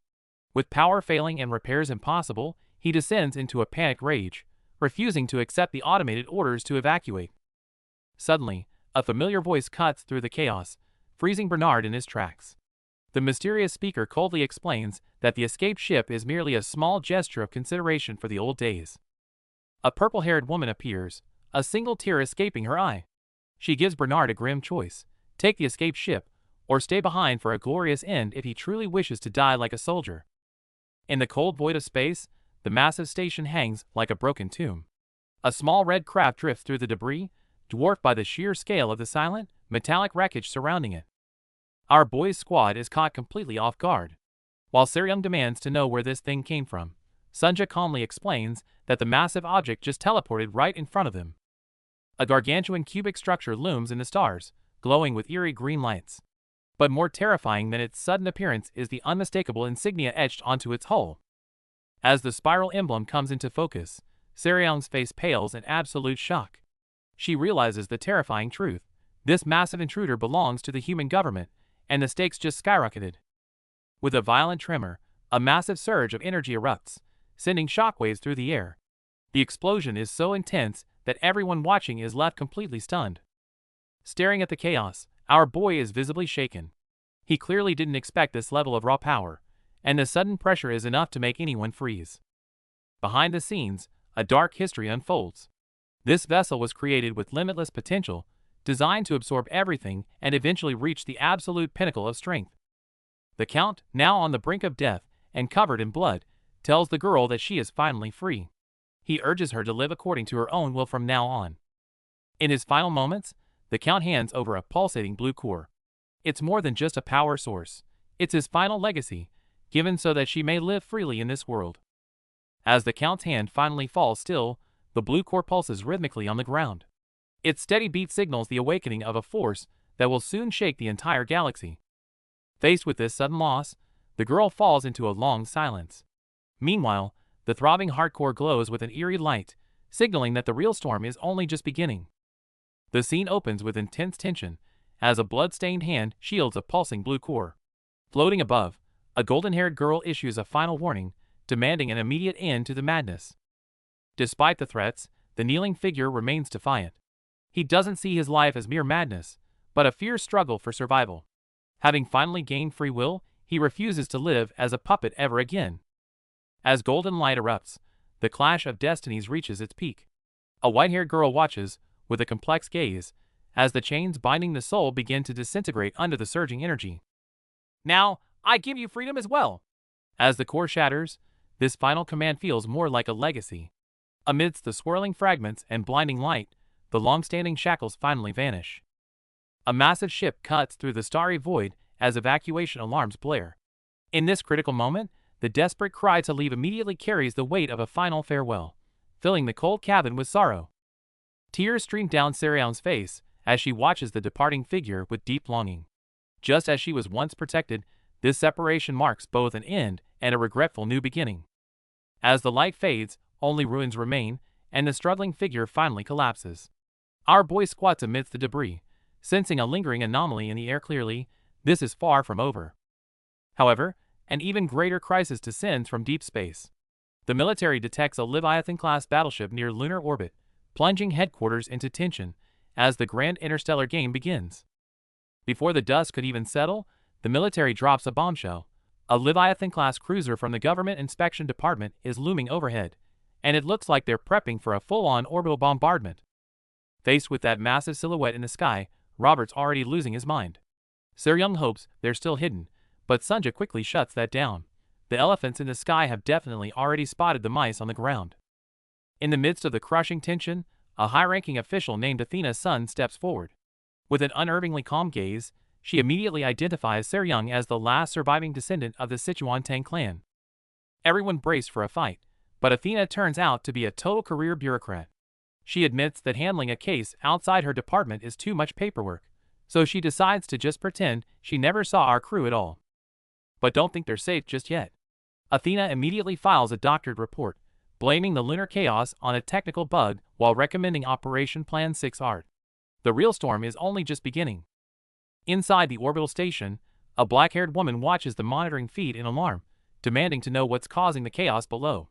The blonde figure wearing the H logo cap calmly replies that everything is under control, as all rogue droids have been deactivated. The black-haired woman clearly isn't convinced, crossing her arms and pressing for answers. Then the scene shifts, showing the white-haired man with blue shades we saw earlier, his expression turning extremely grave. At that moment, a red-haired woman receives a critical order through her comms. With a disturbingly calm expression, she acknowledges it with a simple, "Thank you." The view pulls back, revealing their location, a massive orbital space station hovering among the stars. A moment later, a green beam lances down from the station's core toward the planet's surface below. The green energy beam strikes an experimental zone on the planet's surface with pinpoint accuracy. In an instant, it annihilates everything in the vicinity, including the rogue mechanical remains and facilities, reducing the area to dust and debris. The ground shakes violently as a black, conical device is violently driven into the earth. Nearby, a massive silver drill pierces the ground with a terrifying, swirling shockwave, carving out a huge crater. Hearing the term, orbital bombardment, Sir-Young turns around in shock, demanding to know what it means. Robert explains that it's a terrifying weapon capable of destroying entire planets or moons, gesturing towards a satellite outside their ship window in disbelief. The pilot Sunja calmly pulls up data showing a missile boring into the moon's core, stating that the entire moon will vanish if it detonates. With only 3 minutes until detonation, Sunja warns they must escape immediately. Sir-Young and Robert stare out the window in shock as the pressure of impending doom settles in. Meanwhile, deep in Earth's wasteland, the cold command from the red-haired commander is given, officially initiating the detonation sequence. The explosion's shockwave instantly engulfs the lunar surface, cracking the ground apart as the massive base structures and mechanical guardians begin to crumble. The scale of destruction continues to expand, with rocks and massive metal structures shattering and flying through the air. A black escape pod activates its cyan engines, beginning a high-speed descent towards Earth amidst the falling debris and flames. Inside the control room, the red-haired commander orders her ship's shields activated. However, she wears an unreadable expression and ultimately reduces the shields to 80%. "More dramatic this way, don't you think?" she remarks on this destructive escape. An elderly officer grips his control device tightly, his face etched with utter disbelief as the unfolding situation defies all his expectations. Meanwhile, out in deep space, a small red ship hovers near a massive gray geometric structure, showing no sign of fleeing the impending danger. Elsewhere, a boxy red arc ship marked with the Bianniator umbrella insignia is plunging at full speed towards a planetary surface, engines blazing a brilliant blue trail. Inside the ship, the cockpit atmosphere is anything but calm. The black-haired pilot looks terrified, while the commander next to her is shouting furiously at his crewmate. His white-haired comrade is in a state of total panic, screaming at the captain that they're all going to die if they keep this suicidal course, and that there's no way to save anyone. But the captain himself remains stubbornly defiant. He claims his lifeline is long, that he's fated to live past 80, and insists their thread of destiny won't be cut short here. At that moment, a devastating blue energy beam lances down from orbit, striking a red armored vehicle on the planet's surface with deadly accuracy. Back on the ship, the technician calmly reports the planet's terrifying data. The core has begun a thermal breakdown, with atmospheric temperatures skyrocketing past 300 degrees. The cockpit crew is thrown into complete despair, now certain their fate is to be roasted alive in the hellish temperatures swiftly approaching. Meanwhile, a faint survivor signal is detected on the surface, offering a tiny sliver of hope. But the situation worsens rapidly as the ground temperature soars to a horrifying 700 degrees. On the surface, the survivor stands calmly within a glowing barrier, arms crossed, watching as the surrounding rocks are shredded and flung about by the intense heat and shockwaves. Our guy appears at the heart of the inferno. His body is wreathed in magma-like heat, his face bearing fresh burn marks, yet his gaze holds a chillingly analytical composure. Standing safely within his protective sphere, he once again gauges the intensity of the destruction, murmuring to himself that this chaotic heat truly resembles the deepest abyssal fires of hell. At that moment, a monstrous figure with massive horns and malevolent orange glowing eyes manifests before him, radiating an overwhelming and fearsome pressure. Facing a monstrous maw, our battered ally finds himself cornered by the shadow of death. Amidst the flames, he sighs bitterly, thinking he might have embraced this end if it had only happened yesterday. But today is different. He has a child in his arms that he's sworn to protect. Driven by that promise, he forces his broken body forward, searching for a sliver of hope among the collapsing ruins. With the escape hatch in sight, he screams for everyone to board. In a flash, the vehicle ignites its thrusters, forcibly breaking away from the doomed facility as it begins to self-destruct. Inside, the base systems coldly broadcast despair, The core is about to detonate, and lethal temperatures are surging. To the officials watching the monitors, survival is mathematically impossible. The craft weaves through flying debris, while Sir-Young desperately hammers at the console. Alarms blare, but the pressurized door is jammed shut due to system failures caused by the extreme external heat. With shields at 10% and the countdown hitting its final seconds, panic sets in. Opening the door now means letting in a heat wave so intense, it would turn everyone to ash instantly. As the timer hits 0, the core finally erupts in a violent explosion. A blinding golden light tears through the space with massive force, threatening to end everything in a single flash. As Sir-Young stares in shock, a familiar figure emerges from the smoke. Our boy, Lee Mok-jin, is sitting calmly in the heart of the inferno, his sheer presence taming the raging flames around him. In the cold metal corridor, someone appears to be cradling an exhausted companion, the atmosphere heavy and somber. The scene shifts to a smoke-filled, silent chamber. A figure stands with hands clasped in prayer, while another respectfully kneels nearby, their posture full of anticipation. The kneeling figure speaks in a low voice, expressing the emotion of a long-awaited reunion. He says it's been a long time, and he never expected to see them again. The one praying responds, eyes closed, their tone ethereal, as if speaking of destiny.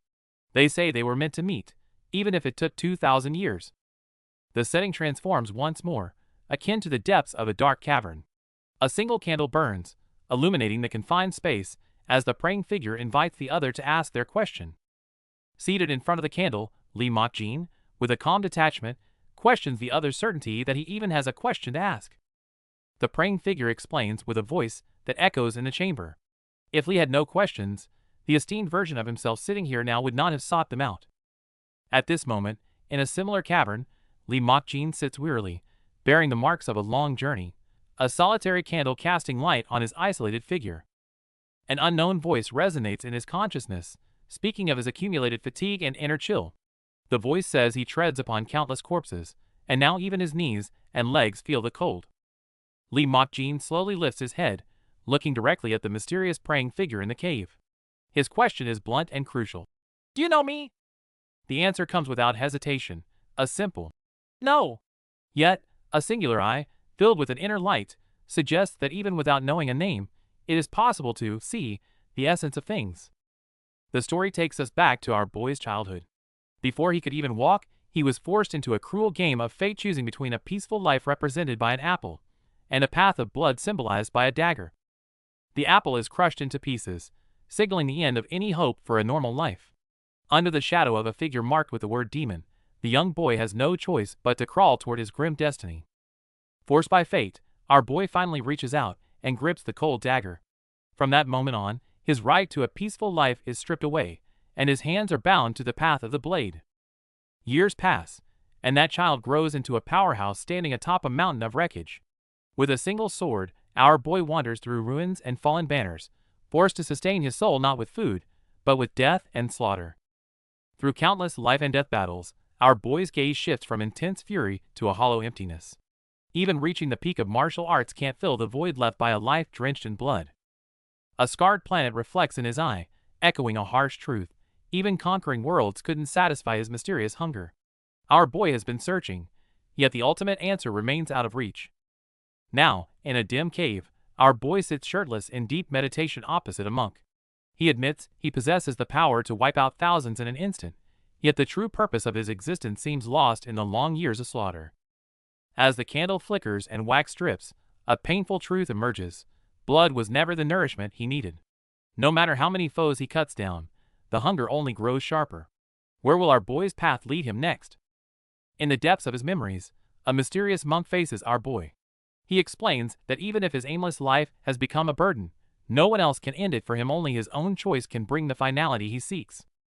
Faced with the suggestion of death, our boy laments that his life has never truly belonged to himself. Seeing his internal struggle, the monk decides to offer him a way out of this endless cycle. The monk proposes sending our boy to a place between life and death, a deep slumber from which he may never wake. But if fate allows him to open his eyes again, a new path might finally reveal itself. Suddenly, flames engulf the lab, marking a reunion across 2 millennia. That same voice echoes once more, noting that the dullness in our boy's eyes has been replaced by a newfound vitality and a different path. Yet, our boy is spiraling into self-doubt. With the celestial demon sect transformed and moving into the light, his original purpose has vanished. If he isn't living for his old mission anymore, why is he even here? Alarms blare as the temperature hits 4,000 degrees. Amidst the metal-melting heat, the voice tempts him again. Stop fighting and embrace the flames, and he can finally turn to ash and find eternal peace. Death is within reach as the shields fail.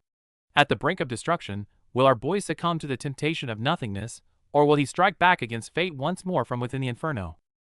Under the vast starry sky, the atmosphere grows heavy. As a mysterious silhouette looms, our companion is brought to her knees by a surge of energy, her resolve tested by a voice demanding she give up. To the figure in the hood, death is the ultimate end that erases all promises. He mocks the struggle, claiming that in the face of the infinite universe, we are less than mere specks of dust. However, intense flames begin to erupt as a defiant answer takes shape.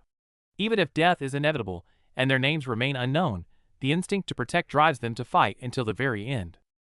The flames grow fiercer as our boy realizes that even if he burns to nothing, he must try until the end. Death doesn't define life. Only living without purpose makes an existence truly meaningless. In this moment, the mystery of life and death is unraveled. As long as a life leaves behind meaningful memories, it transcends death. Even a speck of dust can leave an eternal mark on the void. With his spirit finally transcending, he steps into the legendary realm of eternity. Powerful light beams intersect in the void, signaling an awakening that will change the fate of the entire galaxy.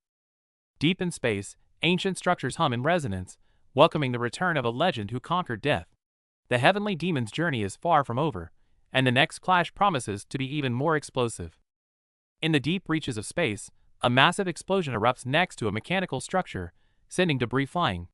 A twin-tailed girl watches the chaos unfold, her expression tense as things spiral out of control. With a low rumble, a massive energy vortex tears through space, its radiant light piercing the darkness. Following a quick command, the mechanical structure below maneuvers to withstand the impending shockwave. Standing by the window, a mysterious red-haired figure watches in shock as the sky turns into a sea of fire. The energy core collapses and explodes repeatedly, threatening to rip the entire structure apart. Amidst the chaos, a crimson mechanical vessel pushes through the turbulent smoke. Leaving a brilliant energy trail behind, it carves a path through the stars, climbing rapidly toward its destination. As the ship pierces through thick clouds, a blinding golden light appears ahead. Everyone stares at the monitors in silence, feeling an overwhelming pressure that seems to stop their very breath. Peering through the observation window, our boy watches the interior closely. Suddenly, a brilliant flash erupts from within the cabin, the explosion's glare swallowing everything and signaling a dire situation. Amidst the swirling energy, our boy's iconic white hair flutters wildly. Shirtless and resolute, he cradles his unconscious companion in his arms, his commanding presence standing firm even among the surrounding wreckage.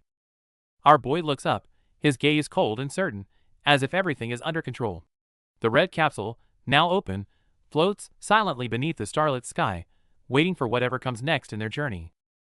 Following a massive impact, the ship is in total shambles. Sunja is panicking over the damage. Report shields are down, the engine is dead, and worst of all, the crew is completely broke. In the ship's corridor, Young and Robert look equally stressed. As they struggle to process the chaos, a strange pixelated glitch begins to spread through the ship's systems. Government agent Athena's son bursts in, screaming for answers. But in the middle of her fury, our boy is just sitting there, completely unfazed and busy devouring a massive mountain of sausages.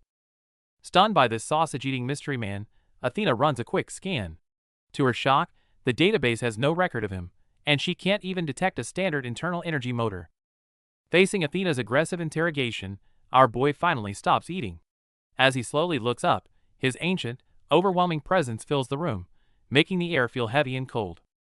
The moment Athena meets those terrifyingly deep eyes, she feels her soul laid bare. Under his immense mental pressure, the usually sharp agent is paralyzed with pure, instinctive dread. Then something bizarre happens. Under the weight of his gaze, Athena starts rambling uncontrollably, spilling everything from her job title to her embarrassing dating history. Under our boy's overwhelming pressure, the agent Athena finally breaks, confessing that the orbital bombardment was a desperate attempt to bury the secrets of the project. Athena is losing her mind over why she's spilling confidential intel so easily, but our boy remains unimpressed, coldly stating he has zero interest in her government secrets.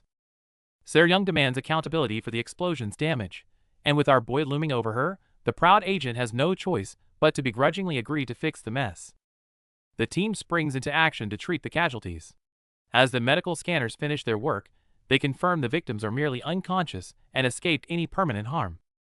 Relieved to hear everyone is safe, our boy finally relaxes his expression, while Athena is still spiraling, desperate to figure out who this terrifying man actually is. Seryung takes the opportunity to tease the high-ranking agent about her prestige and youth, making the usually composed Athena look completely flustered and out of her depth. Driven to the edge, Athena snaps and starts screaming threats, warning the crew that if a single word of this embarrassing encounter leaks out, they will regret it.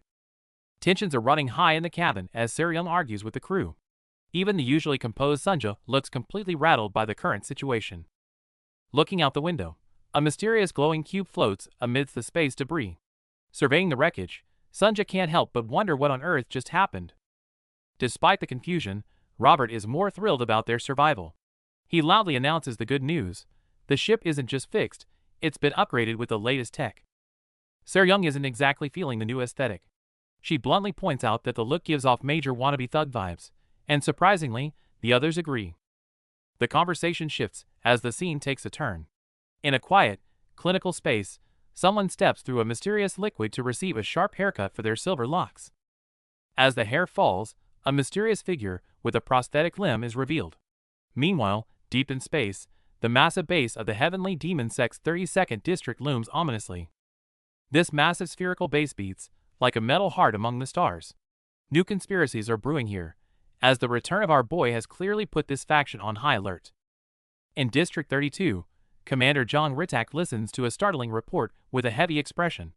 Learning that the man from the ancient tomb is named Lee Mok Jin and shares ties with the heavenly demon sect leaves him visibly shaken. Unable to believe his ears, Jong Ritak presses for more details. However, hearing it confirmed that our boy calls himself the heavenly demon supreme leaves the commander in a stunned, heavy silence. Realizing the gravity of the situation, Jong Ritak contacts headquarters to request data access.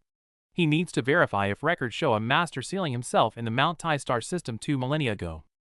As the investigation deepens, Ritak officially reports Lee Mok Jin's information to HQ. The revelation of this ancient secret sends shockwaves through those in the know, signaling the return of a forgotten era. As the news causes an uproar in the command center, the scene shifts to the distant Manhwa star system. There, an elder reflects with deep guilt, ashamed that he failed to sense his daughter's recent peril. Fortunately, a thorough examination shows the girl is unharmed. Though she has no memory of the trauma, she calmly brews Manhwa's specialty tea in the kitchen, offering a small bit of peace to her family. As the steam rises from the freshly poured tea, a temporary peace settles over the home. Yet, with our boy's return now official, the balance of the entire intergalactic martial world has been shattered forever. A mysterious woman in black carefully prepares plum blossom tea, intending to serve her esteemed guests personally as a sign of deep respect. Suddenly, the petals in the cup shatter into pieces. Sensing something overwhelming, the woman looks up in pure shock as the atmosphere shifts around her. Surrounded by drifting fragments of pink petals, her expression is one of utter disbelief, as if she has just felt a presence far beyond all logic. Elsewhere, the Huashan elder confers with our boy. He promises that Mount Hua will remain silent about the incident, though his heart is heavy with both gratitude and shame. Our boy reassures him, explaining that bowing one's head for the safety of a child is a duty, not a shame, a perspective that deeply moves the aging leader. Looking up at the night sky, the elder finally realizes that our boy's power is of a magnitude he can barely fathom. They agree to part ways as dawn breaks. As our boy walks away into the night, the elder bows deeply in respect. Back at the rendezvous, Sahi is waiting, watching him return from the shadows. Late at night, Seryung sits alone in her room, gazing at the stars with a heavy heart. As the sole survivor of the Tang clan, the weight of her past never truly leaves her. Just then, our boy shows up unannounced. He stands there asking if he can enter, prompting Seryung to snap that he should have asked before opening the door. He simply replies that it opened itself, and now he doesn't know how to close it. The two move to the rooftop, sitting side by side under the glow of the twin moons. Seryung wonders why this ancient powerhouse, who usually only cares about hot dogs, decided to visit her so late. Our boy doesn't beat around the bush, asking directly about the fate of the Sichuan Tang clan. Seryung's expression darkens as she hollowly admits that the clan is gone, everyone is dead except for her. The conversation turns heavy as our boy asks if she's seeking revenge. Before she can answer, he bluntly calls revenge a worthless endeavor, but then quickly adds that if she wishes to pursue it, he will help her. Se-ryung is confused. If it's worthless, why help? Our boy turns to her, his voice uncharacteristically gentle, and tells her, because your life holds value. As the night breeze sweeps over the glowing city, our boy's words resonate with Se-ryung. He wants her to settle the score once and for all, so she can finally begin a new life of her own. While Se-ryung hesitates about their bond, our boy keeps it real. For someone who slept for 2 millennia, this crew is the only anchor he has in this strange new world. As the ship glides over ancient rooftops, our boy recalls Tang Chun was the only man who called him friend ages ago. He's determined to honor that debt by protecting Se-ryung. Se-ryung thinks a 2,000-year-old debt is absurd, but our boy understands the weight of revenge. Even if it pierces his own heart, he's ready to be the blade she needs. Just as things get emotional under the twin moons, Se-ryung breaks the mood with a very practical request. Help me make some serious cash.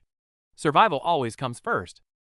Chasing that paycheck, the crew arrives at planet Tortuga in the Andromeda Nebula. It's a gritty, lawless hub where the air is thick with mystery and danger. Stepping into this den of sin where anything is for sale, our boy notices the streets are eerily quiet. Apparently, the locals avoid daytime strolls to skip the risk of eye contact. And what if they do? Our boy asks innocently. It seems the rules of the black market are quite peculiar, and trouble might be waiting just around the corner. Amidst the falling snow, these decaying slums feel deadly. Any sign of weakness here is a death sentence. As our boy follows Se-ryung through the narrow streets, he wonders why they're out in broad daylight. Se-ryung's plan is simple. They're looking for someone bold enough to walk under the sun. Suddenly, a surge of energy rips through the air. 3 figures block their path, and the purple-haired leader looks absolutely stunned to see Se-ryung. She can't believe Se-ryung actually had the nerve to show her face. It's like she's asking for a death wish. Instead of backing down, Se-ryung doubles down with a low blow, mocking the girl's lack of height growth over the past 7 years. As the girl draws her sword in a rage, Se-ryung casually tells our boy they're best friends. Looking at the tension, our boy is seriously skeptical about that claim. The truth finally comes out. Se-ryung borrowed the girl's family heirloom manual and immediately sold it. That's how she got her fiery devil nickname, and even her ship. Our boy is left speechless. Selling a friend's family treasure to buy a ride is a whole new level of bold. Hearing her family's manual was sold, the girl completely snaps and lunges forward. Se-ryung tries to bargain with a tenfold repayment, but for a martial clan, honor is priceless. Enveloped in a blue aura, the girl demands something of equal value. Looks like Se-ryung isn't getting out of this without a fight. Out of nowhere, a companion wraps her arms around our boy from behind. This sudden burst of affection leaves the legendary master looking completely baffled and lost for words. So he brings up a deal about making money, shifting the mood instantly. Under everyone's gaze, our boy stays quiet, still trying to process the chaotic energy surrounding him. The group moves through a damp, narrow alleyway into a grand stone corridor. Torches flicker along the path as they head deeper into the heart of this mysterious structure. Staring up at the massive stone pillars and towering arches, our boy finally asks the question on his mind. What exactly is this place that feels so incredibly imposing? Se-ryung calmly reveals the truth. They've entered the headquarters of the Triads, one of the major factions ruling Tortuga. Even more shocking, her father is the leader here. When our boy asks how he fits into the plan, the answer is wild. Apparently, he's going to be put up for sale as a high-value asset to fetch a massive price. The Triad leader finally appears, cold and imposing. He accuses Se-ryung of betrayal and theft, declaring that the only price for her crimes is death. Facing a death sentence, Se-ryung doesn't flinch. She insists she only borrowed the treasure and claims she's back now to settle the debt once and for all. The boss makes it clear that returning the manual isn't enough. Interest is still due. Desperate, Se-ryung clings to our boy, promising that she'll take full responsibility and cover those extra costs herself. While the subordinates are itchy to draw blood, the leader decides to hear what Se-ryung has to say. But the blue-haired girl is a real hothead, losing her cool and even shouting at her own father on the high throne. The girl fumes, warning that letting Se-ryung escape again would be an absolute disappointment. But for the leader, the law is absolute. If she can't settle her debt, death is the only inevitable outcome. Se-ryung tries to keep her cool, telling our boy not to worry while fishing for info on old legends. He simply shrugs it off, noting that if he doesn't recognize a name, they were likely just some low-tier nobody back in his day. To de-escalate the situation, Seryung urges our boy to show off some martial arts. However, her greedy instincts kick in. She's terrified he'll show off something too valuable, so she insists he just uses any random move. She gets frantic, specifying it must be his absolute weakest, least impressive technique, just enough to cover the debt. Seeing her so worked up, our boy has no choice but to go along with it. Slowly, our boy clenches his fist. A faint but deep red light begins to glow from his palm, and the very air seems to thicken as he gathers his inner strength, drawing every eye in the room to his next move. As everyone holds their breath for a grand display, our boy simply presses his glowing fist against Seryung's mouth with a straight face. This bizarre move leaves everyone stunned, and even Seryung is left wondering, wait, is this actually a technique? Our boy is dead serious as he introduces the supreme punch he mastered at age 1. However, the eye-patched guy isn't buying it, calling the technique far too weak for his taste. Facing skepticism, our boy explains that while the move lacks defense, its raw offensive power is unmatched. Intrigued, Seryung tells him to stop talking and show them how it's done. The tension in the hall is palpable as the elder watches from his throne. Meanwhile, the eye-patched man remains suspicious, demanding to know what kind of scheme Seryung is plotting. With the elder's permission, a massive mechanical core begins to hum to life. Our boy gazes ahead with intense focus, signaling that this demonstration is about to get very serious. As our boy concentrates his energy, his fist begins to glow with a blinding light. The sheer pressure of his aura forces his companions to hold their breath in anticipation of his true power. A massive sphere of energy manifests above them, and the eye-patched man finally realizes how wrong he was. It wasn't the technique that was weak, his own understanding of power was simply lacking. Back on planet Tortuga, Seryung recounts an unbelievable tale to a stern elder. She discovered an ancient warrior, our boy, who had been sealed away for 2,000 years. Despite the elder's shock, Seryung remains calm. After all, the legend of transcending millennia through secluded cultivation is standing right in front of them, and the legend is only just beginning. Seryung is bragging about how our boy is essentially a walking library. She realizes that if they can transcribe his ancient martial arts into secret manuals, they'll be sitting on a literal gold mine. Meanwhile, in the neon-lit streets of Tortuga, a mysterious hooded figure approaches a shop. The sheer pressure radiating from him causes the bustling city atmosphere to turn ice-cold. The figure calmly asks when the shop opens. Seeing the shopkeeper trembling, he offers some kind advice. Just relax and talk to him as if he were a deceased grandparent. The shopkeeper takes this as a direct insult and assumes the stranger is looking for trouble. His hand inches toward a hidden weapon, completely unaware of the monster he's facing. Losing his temper, the shopkeeper launches a surprise attack. But in a flash, our boy vanishes and reappears right in his face, making the lethal strike look like slow motion. Our boy effortlessly takes control, casually asking his question again while holding the blade. Faced with such overwhelming power, the shopkeeper finally realizes he's staring death in the eye. The shopkeeper screams in a final act of desperation.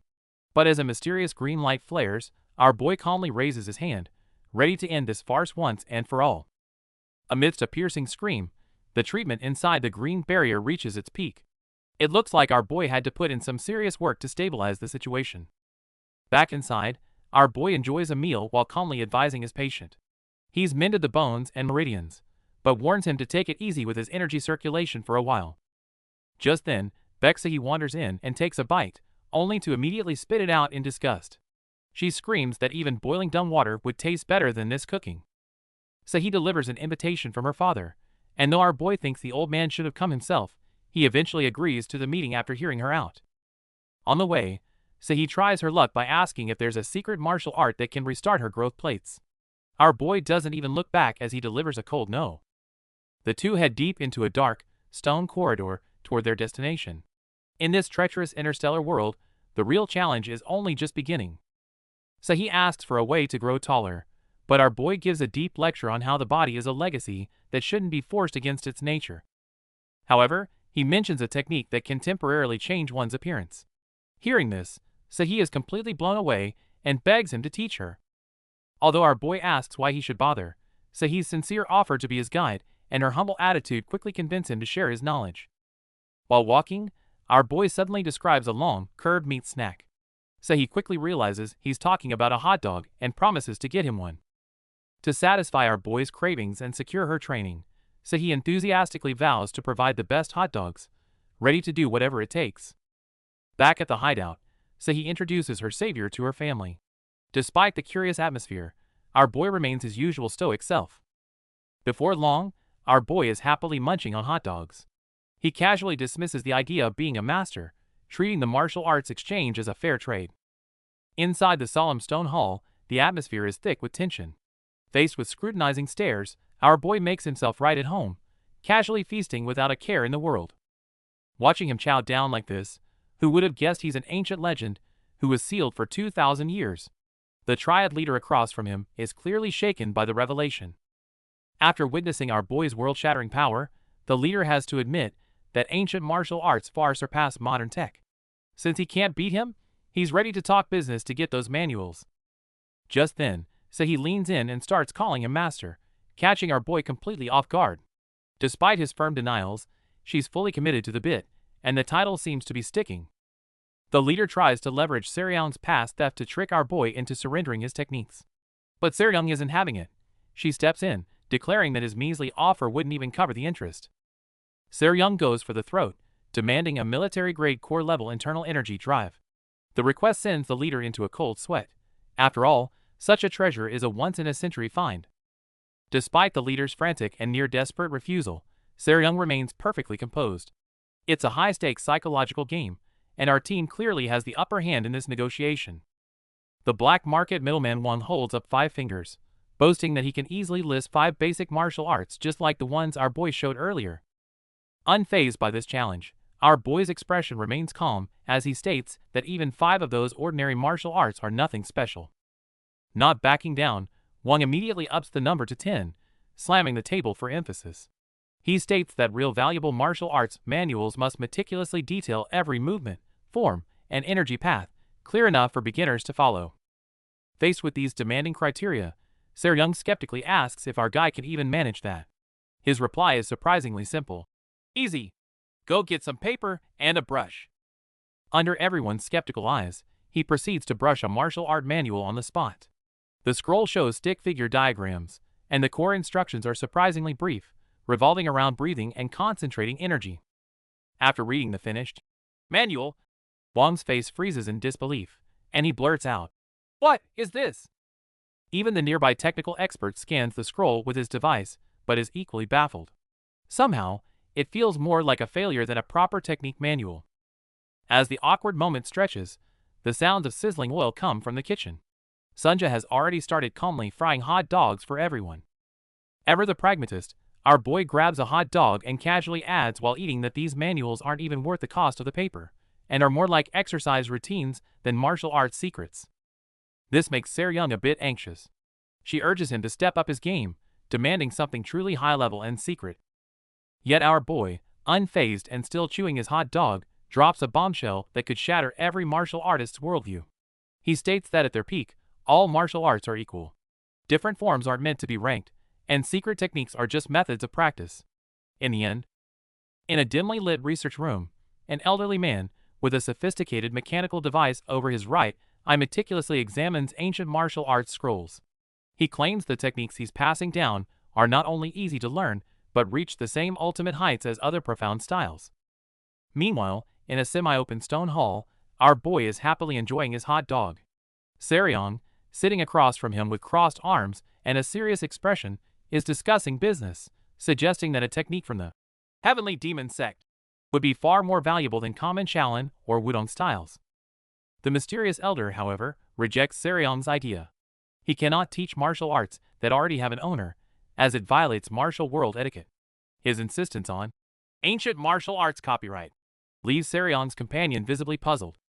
Instead, the elder instructs the companion to stop cooking hot dogs, change into proper martial attire, and return. He promises to first teach a technique called the reverse body transformation, his tone suggesting the lessons to come are far from ordinary. Elsewhere, at the Triad Society's base, Seryong presents their offering 10 ancient martial arts techniques to a gray-haired leader seated high above. The leader's reaction is odd. He holds a long staff in front of his face and mutters gloomily, "We are really doomed." Faced with the leader stubbornly blocking his face with the staff, Seryong falls silent, exasperated. Yet she still insists there must be some value in these ancient techniques. The gray-haired leader finally shows a hint of a smile. He explains the value lies not in raw power, but in these techniques being unheard of, unseen wonders, unlikely to be witnessed again in a lifetime. This cryptic statement makes a companion nearby doubt if Seryong can truly persuade their key asset to aid the triads. Facing the doubt, Seryong confidently spreads her arms, declaring their bond with the key person is inseparable, even claiming, "He won't eat without me." To seal the deal, she boldly adds that a core-level drive must be included as a bonus. Just as Seryong negotiates with confidence, a figure emerges from the shadows into the central light of a grand stone hall. Hooded, with glowing red eyes and a crimson dagger in hand, he calmly states the promise. "I can give it." Beneath the neon lights of the futuristic city, a secret meeting unfolds in a dark stone hall. The girl's expression turns grave as the conversation shifts to a legendary power, the core-level drive. Our team confronts a stern elder who admits that a secret this big is impossible to hide. As one of the 3 legendary treasures of the martial world, its mere existence is a massive threat. The elder explains that the drive is rare not just for its complexity, but because the resources required are so vast that even a grand sect would have to stake its entire future on it. Furthermore, it's like a nuclear weapon from the old era. Development must be strictly regulated. Attempting to build one in secret is a death sentence, making you an enemy of the entire martial world. Approaching a massive set of doors, the girl asks how such a taboo object was created. To her shock, the elder reveals an incredible truth. They didn't build it, it simply rolled in on its own. As the doors swing open, they reveal a massive, bottomless shaft. Deep within the darkness, a mysterious teal light flickers, the ultimate core capable of overturning the fate of the galaxy. As we look closer, the glowing energy illuminates the rough walls of the pit. Though it's right there, the sheer pressure is chilling. The secret behind this nuke may be far deadlier than anyone imagined. Surrounded by a swirling vortex of blue energy, a mysterious armored figure sits in meditation. The sheer pressure radiating from him feels like a titan awakening from a long slumber. Last winter, an interstellar escape pod streaked across the sky and slammed into the heart of Tortuga's slums, carving a massive crater into the dense urban landscape. As the smoke cleared, the man they call a monster appeared in the center of the ruins. Even in total stillness, the energy leaking from him warned of his lethal nature. Every faction in Tortuga tried to hunt him down, only to suffer devastating losses. Witnesses recall with terror that anyone who dared to approach him that day met a swift end. After paying a heavy price, people finally realized the horror of this master. The source of his world-shaking power was revealed to be a rare, core-level energy drive. The group falls silent, staring at the faint glow in the abyss. This man is a ticking time bomb, and the allure of that core-level drive is drawing greedy eyes from every corner. Deep in the black market, Seryong and Sehi were discussing the situation. Behind her mask, Sehi voiced her concerns. Rumors of the core-level drive had already spread, and every powerful entity in the universe would soon be making their move. Meanwhile, in a different stone chamber, an unidentified man was also talking about the core drive. He provocatively dared someone to go get it themselves, gesturing towards a vast, pitch-black, and terrifyingly deep chasm before him. The scene then violently shifted to a chaotic chorus of panicked shouts. Multiple voices desperately called out for "Teacher, Grimoire!" and "Master!"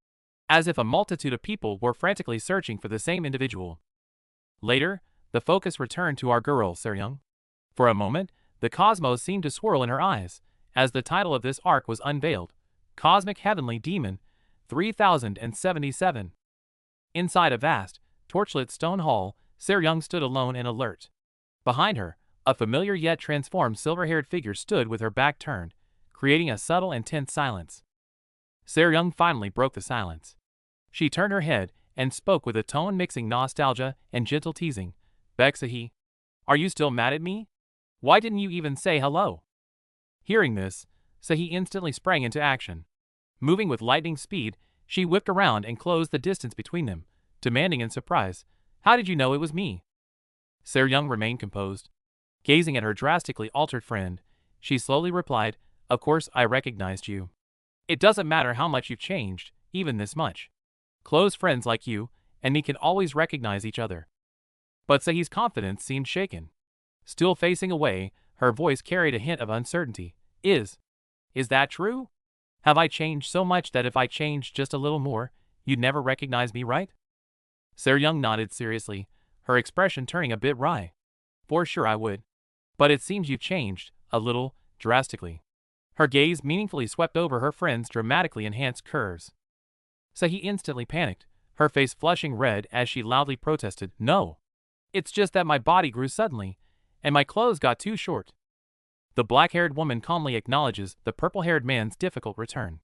Nearby, the silver-haired woman with an eye patch explains in surprise that her current power level is merely introductory, and only by reaching a higher stage can she maintain this state longer.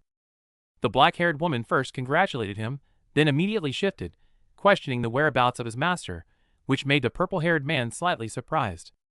The black-haired woman then assigned him a task that seemed simple yet held a hidden mystery: retrieve a central-level drive from the person deep inside the glowing pit before them. And if the person refused? The black-haired woman casually suggested, just punch him into submission. The purple-haired man mused if this drive was like a rare item imbued with powerful internal energy, and the black-haired woman implicitly confirmed it. Upon hearing this, the purple-haired man unexpectedly offered to simply share his own internal energy instead of her risking for the object, leaving the black-haired woman momentarily stunned. The scene shifts to reveal a panoramic night view of a futuristic city, where neon-lit skyscrapers and advanced technological structures in the foreground paint a magnificent picture of this sci-fi world. Facing her hesitation, the purple-haired man pressed on, asking why she refused his offer of internal energy, especially if her goal was to get stronger for revenge. However, the black-haired woman firmly refused him, stating her determination to achieve her revenge solely through her own strength. The purple-haired man found her persistence contradictory given the current situation. Meanwhile, two other male companions couldn't help but joke, admitting that trying to rationally interpret their captain's logic would overload even their genius brains. Robert is busy gaming, while complaining that Seryung prefers stealing over borrowing money just to keep her conscience clear. Seryung fires back, claiming stealing is a hard-won victory, while borrowing is just a lazy handout. Watching them argue, our boy is just lost in his hot dog, completely baffled by their logic. Seryung tells him to stop overthinking and just enjoy the snack, and honestly, our guy is happy to oblige. As night falls, the Triad leader receives word that a rival faction has deployed a legendary warrior. To prepare for the coming storm, he orders his top masters to go into hiding and wait for the perfect moment. The leader knows when to play his cards. He orders the restrictions on the Forbidden Zone lifted to lure out more flies. If the world is going to burn, he'd rather watch from the sidelines until it's time to strike. While the Triad plots, a strange monk with a golden cage on his head appears. Despite his bizarre look, his status is immense, forcing even high-level cyborgs to serve him tea in a heavy, suffocating atmosphere.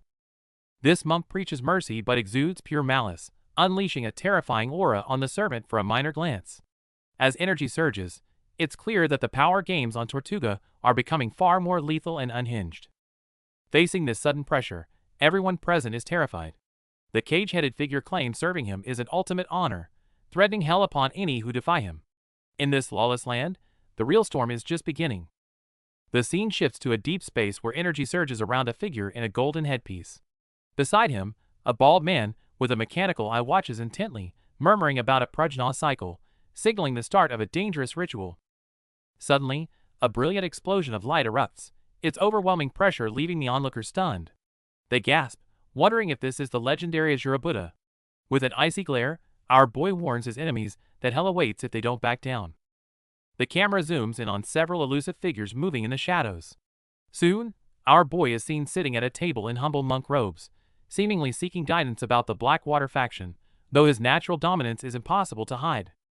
While the thuds across the table keep up appearances, the air freezes when our boy asks if they have a death wish. Faced with such a blunt threat, the group quickly raises their arms in surrender, proving they know when they're outmatched. The focus shifts to an eerie underground pit hiding a dark secret. Before anyone can react, a massive metallic container slams into the bottom with a deafening crash, its impact shattering the floor and sending sparks flying everywhere. At the bottom of the pit, the figure in the golden headpiece endures a relentless bombardment of energy from above, surrounded by glowing red blades. Watching from the shadows is a mysterious armored figure in a pointed mask, his motive still unknown. As the battle peaks, a spear locks onto our boy, who sits amidst a vortex of blue energy tearing through space. But he's far from his limit as his energy level surged to 8.9. He fully unleashes his quantum cycle drive. The atmosphere on the battlefield shifts as a core-level energy begins to surge. Even the mysterious enemy can't help but marvel at this power, which clearly exceeds everyone's expectations. With a fierce shout, a glowing blade slashes down in an attempt to seize control. Amidst the chaos, a straw-hatted figure looks up, revealing a chilling spiral red eye that radiates killing intent. While a massive beam of golden light erupts from the city, leaving his allies on high alert, our boy is casually snacking on hot dogs. Apparently, a world-shaking event is no match for a good meal.